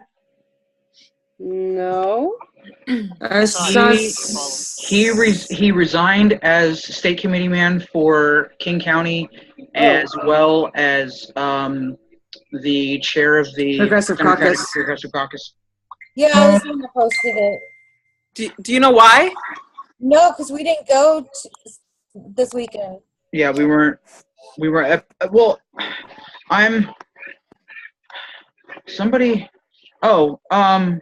Gigi just posted something in our chat thread, and I seem to remember seeing something about this. There was some kind of like a resolution or something that people were saying that the Progressive Caucus submitted, which they didn't, and it was actually vehemently opposed by the Progressive Caucus. Chad suggested that it should not be passed, asked for volunteers to help him rewrite it. Someone wrote it last night after leaving, or that she had heard after she left. And this is from Gigi. Basically, my interpretation of what I heard was as such. Quote, if the party does not endorse someone, caucuses cannot either. Block people from running as write-ins in the general. It sounded to me like the Dems are trying to shut down the progressive side of the party. Chad did not think they were doing this, but some of us did. If that came up today, the party is working to block an inside path to change the party. A few people said they were Dem exits. Then she also posted a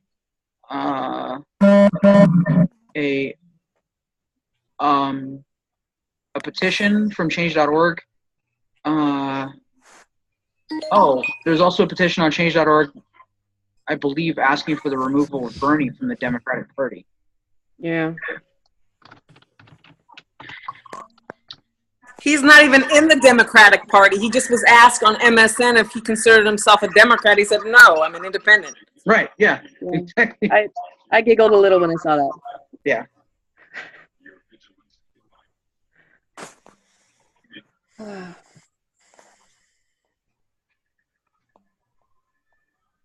Okay.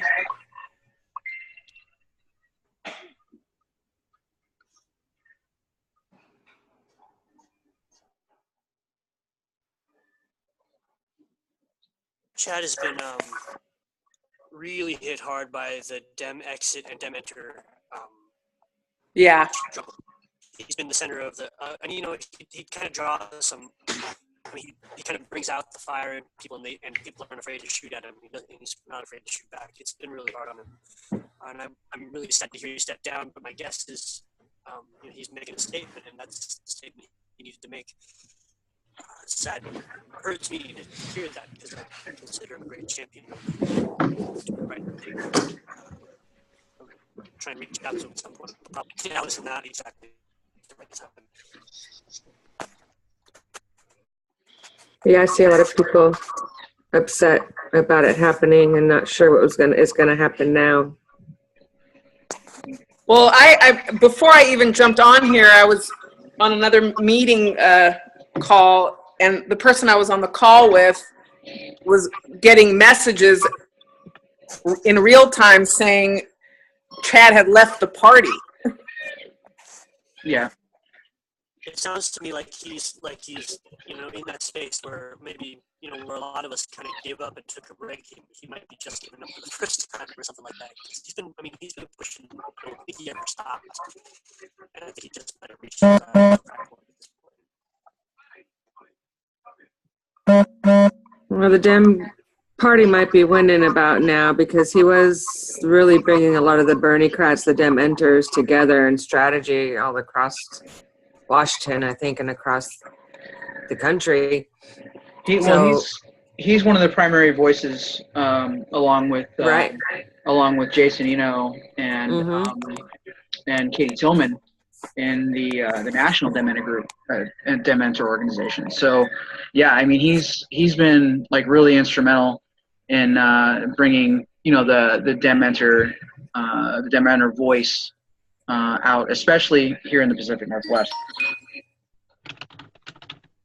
I think that the last time I spoke to Chad, he was in a pretty negative space, and the reason was that he was realizing that without the people power, without a simple majority even of Bernie-crats in the room, that he couldn't do anything, and he realized that he was powerless without the voice of the people, and was really upset about it. That still is, I think.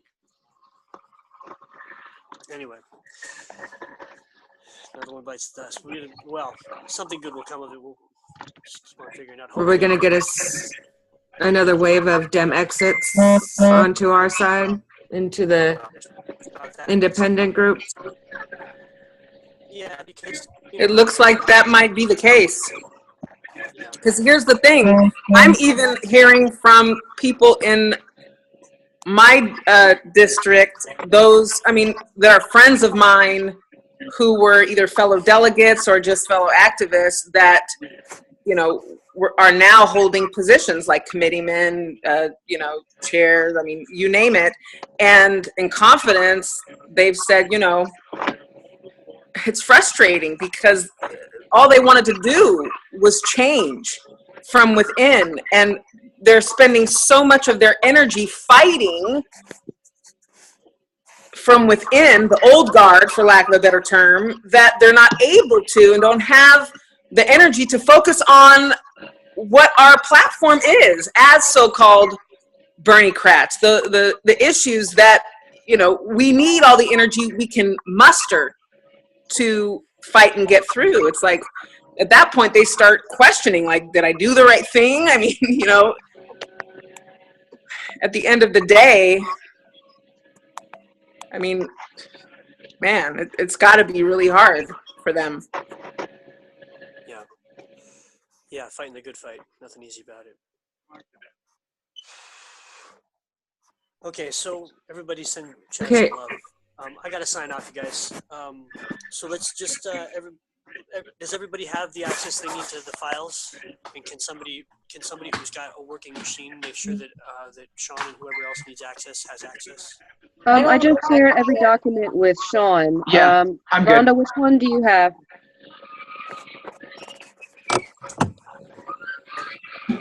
Rhonda? I'm good. Oh, I'm in. Okay. I'm into the whole. I have access to it all. Yeah. Okay. Yeah. Who else needs access? I do. Anastasia. Okay. You know what's interesting right now, you guys, is I haven't been able to access Signal when it asks me to tap the verification key. I keep pressing that, and it's not doing anything. It's not letting me in. And now I can't access Messenger. It won't open. Uh-oh. Document all that. You might have to delete the app and reinstall it again on both instances, but like Tyler keeps saying, document all of that. It's happening more and more frequently. Yeah, and actually, Tambourine, now that I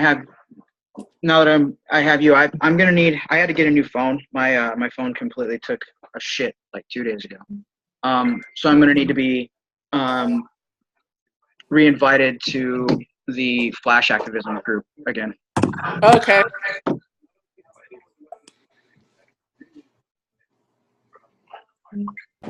So Tam, since I've got you on here, with the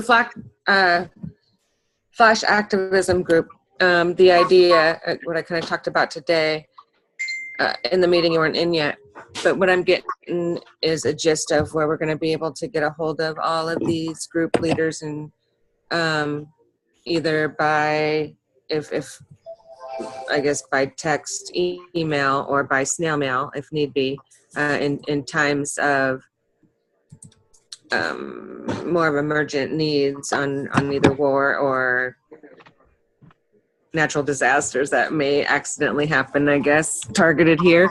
And then we are looking at growing our communities to where we actually plan where we go in case something happens too, right? Aren't we like doing steps? So we're helping our community and being able to connect nationwide. Yeah, exactly. And on that subject, I don't know if you guys have heard this yet or not. I'm going to try to, if I can get into Signal, post this link. But there is supposedly going to be a, quote, drill of a simulation of a nuclear blast up in the air above New York on Monday and Tuesday. So I don't really? know what, if that's what that is designed for, but I think it ties into the multiple city blackout that happened Yesterday. Was that yesterday? Yeah, like yesterday. It was New York. It was New York. What is it? New York, San Francisco, LA, Atlanta, New York, and a few other smaller cities. But that just doesn't happen like that. Right. And basically, what that is one of the major after effects of a nuclear blast is the EMP. And basically, what the EMP will do is it takes out everything electronic. Everything that's electronic or mechanical or anything like that is gone. You cannot use it, period. Forever. It just kills it. So yeah, I don't know, man. Oh my God. Yeah, what do you say? We're in for some crazy freaking times. So we have to think about these alternate ways of. So what you're saying basically, it's not just the Wi-Fi, it's everything. Internet, cell phones, cars, TVs, computer, anything electrical, gone, dead, done. It kills the entire electrical grid. Like Tank Girl. Yeah. An EMP or electromagnetic pulse. It's that shock wave that happens. That's the EMP pulse. That's the electromagnetic pulse from a. It's the thing that they used in the Matrix to kill the Sentinels. Yes, that is an EMP. That is an EMP. And basically what it does is it can be localized. It could be large. We could literally be hit with a nationwide EMP blast. if there's enough of a structure and enough of an infrastructure to be able to make that happen, which there is, I can guarantee you there is, we could very easily be hit, and an EMP blast would be more destructive than a nuclear blast would. Because basically what it does is, like I said, anything electrical, cars, planes, helicopters, planes would literally fall out of the sky. Holy If they are shit. flying within range of that electromagnetic pulse, they will literally fall out of the sky and crash. Is Donald Trump doing it? Wow. Wow. Wow. Read up on it. Read up on EMPs, Tam. I'm serious. They're fucking scary. They are super duper duper duper duper scary. Okay, I'm going to send you guys the link of what I'm talking about, okay? I'm going Please. to try to send it through Signal if I can access it. Hold on. Sean, if I can't get into our group, I'm going to send it to you personally and then you disseminate it, okay? Okay. Hold on. You can put it in the Washington Bernie Kratz Coalition as well on Facebook and Messenger.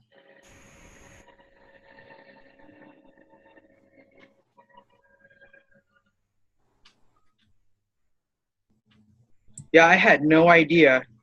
I had no idea that they had this, and what it sounds to me like is a mass casualty drill. That's what it sounds like. Yeah. They're gonna set off this mass casualty drill, and people are gonna go absolutely freaking insane because they're gonna think that something like this is actually going to happen. Rumors are gonna freaking start, and it's gonna be utter freaking chaos in New York City. War of the I think these have been on the calendar for, I think they're yearly things that they do. I was just seeing something in another group the other day. I've never heard and of they're a scheduled usually yearly. But what's happening is, I've never heard of a large or even semi-large metropolitan area doing a nuclear mass casualty drill. They do like, you know. That's true. That's true. You right. know, like they've done. I know New York City has done a few of them since 9/11. Like, kind of going, you know, like they say, okay, this is what's going to happen. Like a bomb is set off, a big bomb. You know, a building is blown up, or a bus. You know, somebody does a suicide bombing on a bus. And basically what they'll do is they'll get like 100, 150, 200, 500 people together, and they're actors. They're actors, and they basically make them all up like they're hurt, you know. And what they do is they bring in all of the you know, the police officers and first responders and firemen and EMTs, and it's a training exercise. That's exactly it, Sean. That's exactly what this is. It's a training exercise so that our first responders are better equipped with being able to deal with a real mass casualty. You know, like the majority of law enforcement and EMTs and doctors and firefighters and all that, they have no idea what it means to actually respond to something like a mass casualty. You know, when 9/11 happened, New York City was a complete crap show. Like, police officers didn't know what the hell they were doing. The firefighters, they just went. They just did it. They, you know, because that's what they're trained to do. But that's what it takes. It takes training, you know. And what they're going to do is they're going to scare the hell out of regular people, out of citizens, and say, this is what we're doing, so be prepared. But people aren't prepared for that because they're not trained for it. The only people that really get the training for it are the law enforcement officers and the first responders and the EMTs and the firefighters and the doctors and the nurses and, you know, all that group of people. But when you say, even when you give people, you know, months advance notice and say, this is what we're planning, this is what we're going to do, when it actually happens, chaos ensues, because we, as people, we don't think about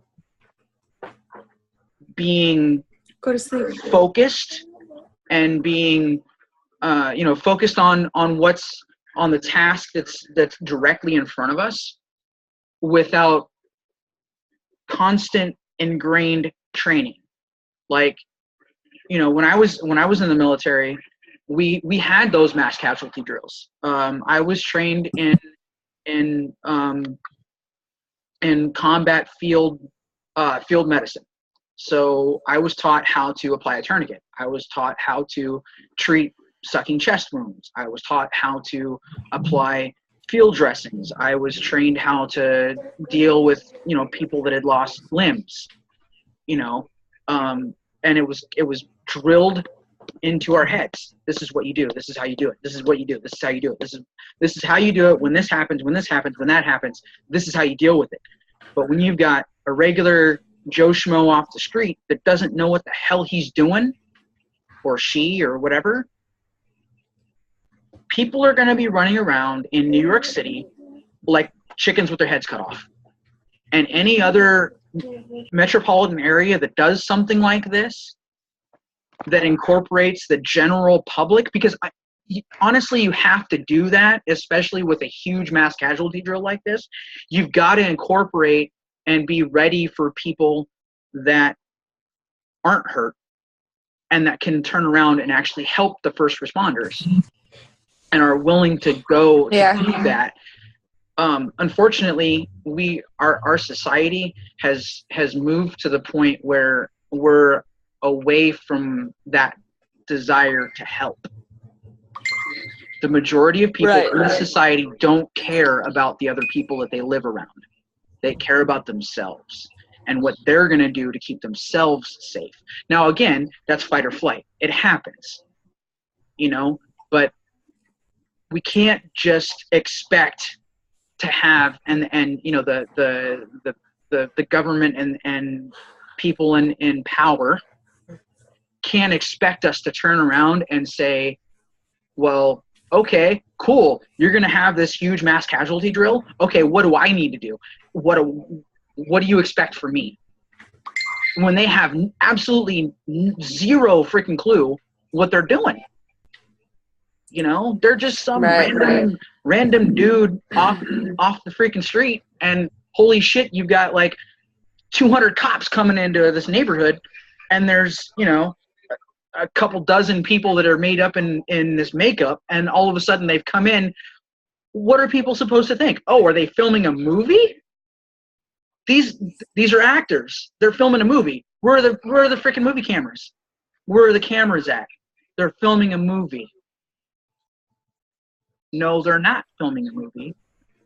They're getting people ready to deal with the things that, because we're in an administration that thinks it's okay to goad a nuclear-powered regime, goad them into attacking us. Now, they don't have the capability. The best that the North Koreans could do is hit the Pacific Northwest. They have an ICBM that is capable of hitting Seattle and Portland. That's it. That's all they have. That's the only capability they have. But oh my God, we live near Portland, or at least I do. We live in the Pacific Northwest. So having mass casualty drills in New York City isn't going to help the people in the Pacific Northwest. It's not going to do anything, because they're not. If we're going to decide that we're going to send this aircraft carrier battle group to the Sea of Japan off the coast of North Korea, and North Korea has already said, if you do this, it is an act of war. And we will use whatever means are necessary to defend our sovereignty. They've already tested at least one nuclear weapon, at least one that I know of, and that's been put out there. Which means if they have one, they have a few. Which means all they've got to do is put that weapon on the tip of an ICBM rocket and launch it. Seattle and the Puget Sound is a strategic tactical target because of Bellingham, Washington, because of Joint Base Bellingham. There are nuclear submarines. The nest teams are stationed there. Marine Corps nest teams.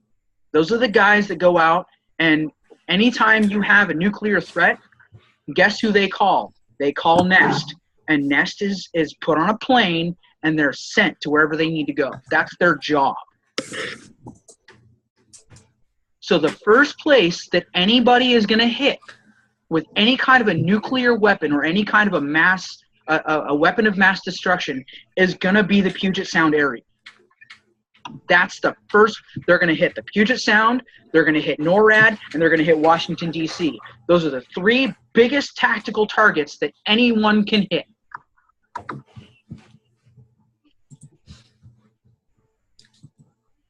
I'm freaked. I'm freaked the hell out. Because we live 3 hours, we are within the, I don't know what the strength. We're in the way. I don't know what the strength of those weapons are that they have. Can you guys just check real quick if that went through on the kick-ass? Yeah, I got it.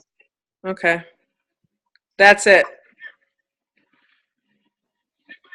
Sean, you got it? Hang on a sec. Hold on. Okay, so Here, we will want to start Pop it up, and do you want me to share it with everybody here, or? organizing. Yeah, I got I got it too. I think everyone got it then. I didn't get it, Tam. Hold on. Unless my phone is just stupid. Are you on the Kick-Ass Coalition? Mm-hmm. Yeah.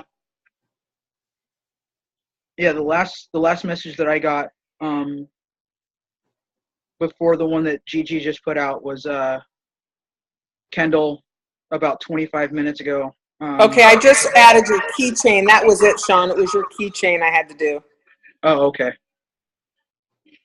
So copy it again, you guys, and repost it so he could get it if you can.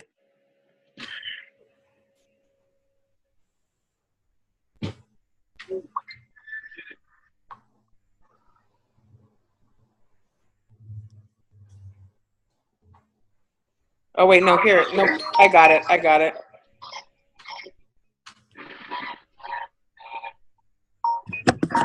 There we go. I got it. It just popped through.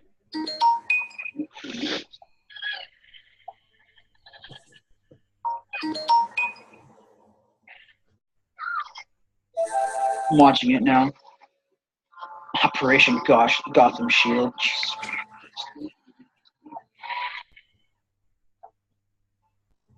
That's just awesome. The Matrix code that's strolling down the freaking. Yeah, what's that say? What's the veracity of the or the reliability of the source for this video? As far as I can tell,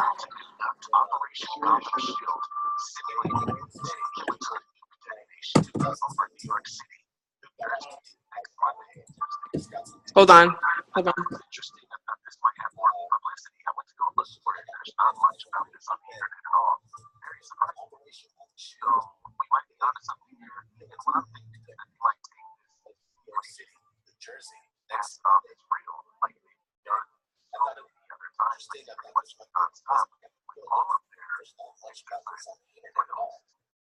Actually, I'm seeing something about this from multiple sources. Yeah, that's Yeah, what I am as well. Yeah, like all the other videos underneath Well, it. yeah, Daily Mail. Oh, I don't know. I'm kind of weird with Daily Mail. I'm not sure if I really trust a lot of their stuff. This is just showing up on Google. So you got the Liberty Beacon, Intel Hub, Blacklisted News, Daily Mail, Snops. Let's see what Snops Go to says. nnss.gov. Yep. That was the next one I was going to say. The nnss.gov. It has the actual PDF. Facebook page called Healthcare Association of New Jersey. What the hell is NNSS? They posted exercise operation. The Nevada Detonation incident, April 26th. Nevada National Security Site? This is a reminder that on April 26, 2017, each damaged plant will be participating in Operation Yellow Shield. I just want to get this out there and have other people look at it and see what you think of it. Mind and most of all, be aware that this is taking place. You know, it looks like they're coming out to say, you know, it's going to be manipulated and all that, but regardless, they've done the same. They were running drills the same day, 9/11, September 11th, 2001, when the planes were supposedly hitting the building. They were running drills at the same time in the same area. It's just that this is what they do. So they can very well run this drill while they also put on another show down the street and try to pass off as real. I just want you guys to know, man, get into this. Look at this. Richie from Boston. Get in there, man. Check this stuff out. You live right over there, man. We need to make people aware of this.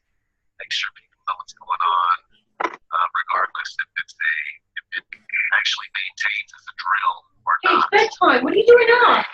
It's 10 o'clock. You look good. I didn't even realize he was up.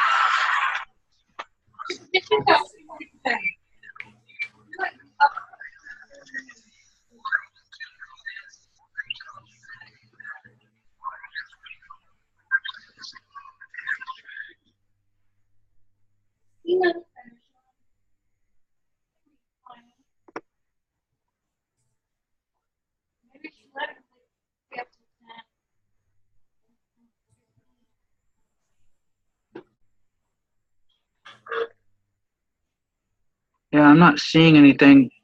I'm on the news portion of the NNSS site, and I'm not seeing anything about it. Unless I'm on a wrong area.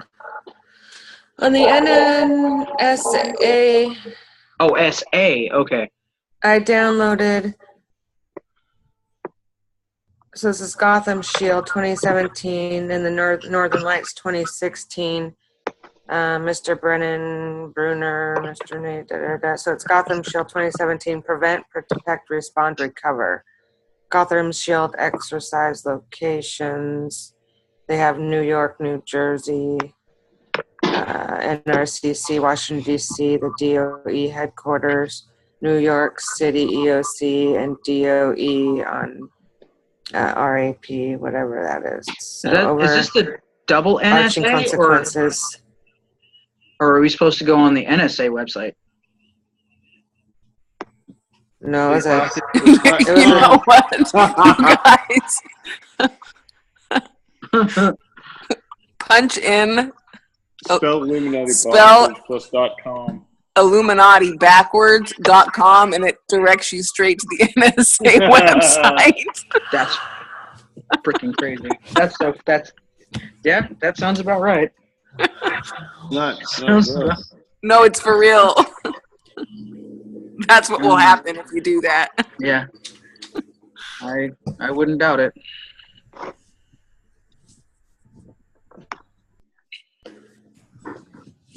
So, I mean, always reserving the fact that it could be not real, but in the 1% chance that it is, well, it's probably more than 1% based on, we're on Snopes right now trying to check it out. The joint card. oh, Snopes is whatever. Anyway. Yeah, I have It's a not, hard not time. reliable either. Is that a Yeah. Soros connection? I'm Yeah. not sure. I think so. I think Soros is It's involved. Like, what can you believe these days? You don't know who the fuck to believe about what. exactly. Like That's how they want it. Yeah, I do a lot of a lot of foreign news. Like I like Al Jazeera. I'm I don't know. That's the one thing that I think I can agree with some people on. I look at BBC a lot. I look at Al Jazeera America. Those are the two major ones that I read. So I just put together an independent media list for PIP.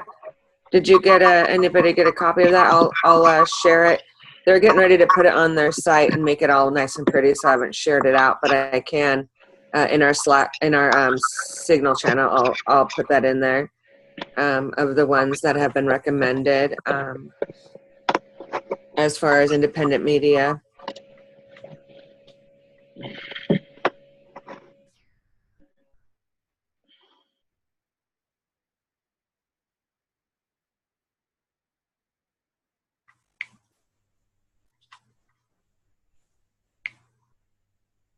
If it'll allow me as a document.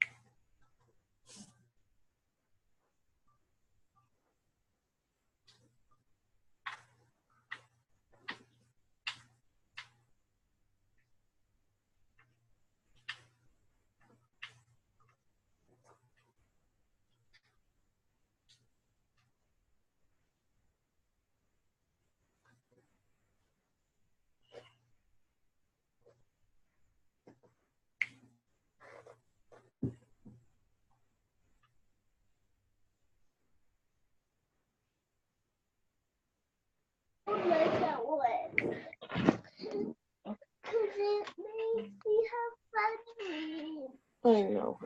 Okay, I'm gonna have to leave for tonight. I've got a very sick little guy, so. Oh yeah, we can get ready to sign off, but no problem, Kendall. You're good to go. I think we're just looking we're just at this stuff. So geeking out.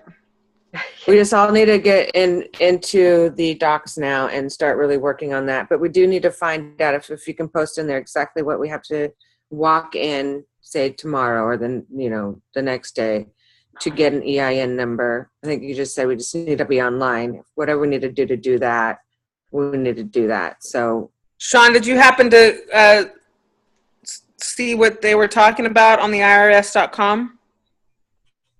I thought Kendall had it up, but we can go through it when you have a moment, Kendall, online. You're mute, Sean.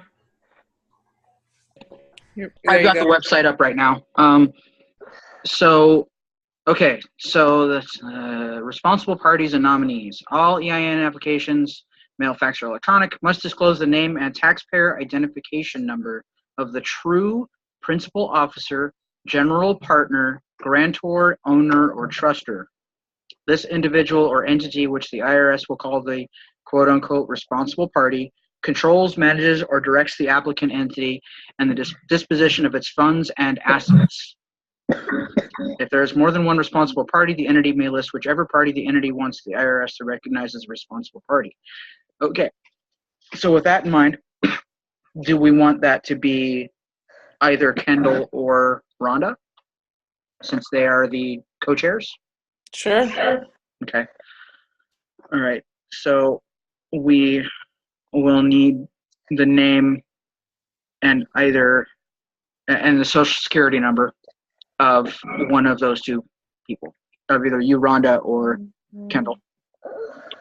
What I can do is I can go ahead and get with Kendall. I'm pretty sure she's already looked at this. Yeah. So,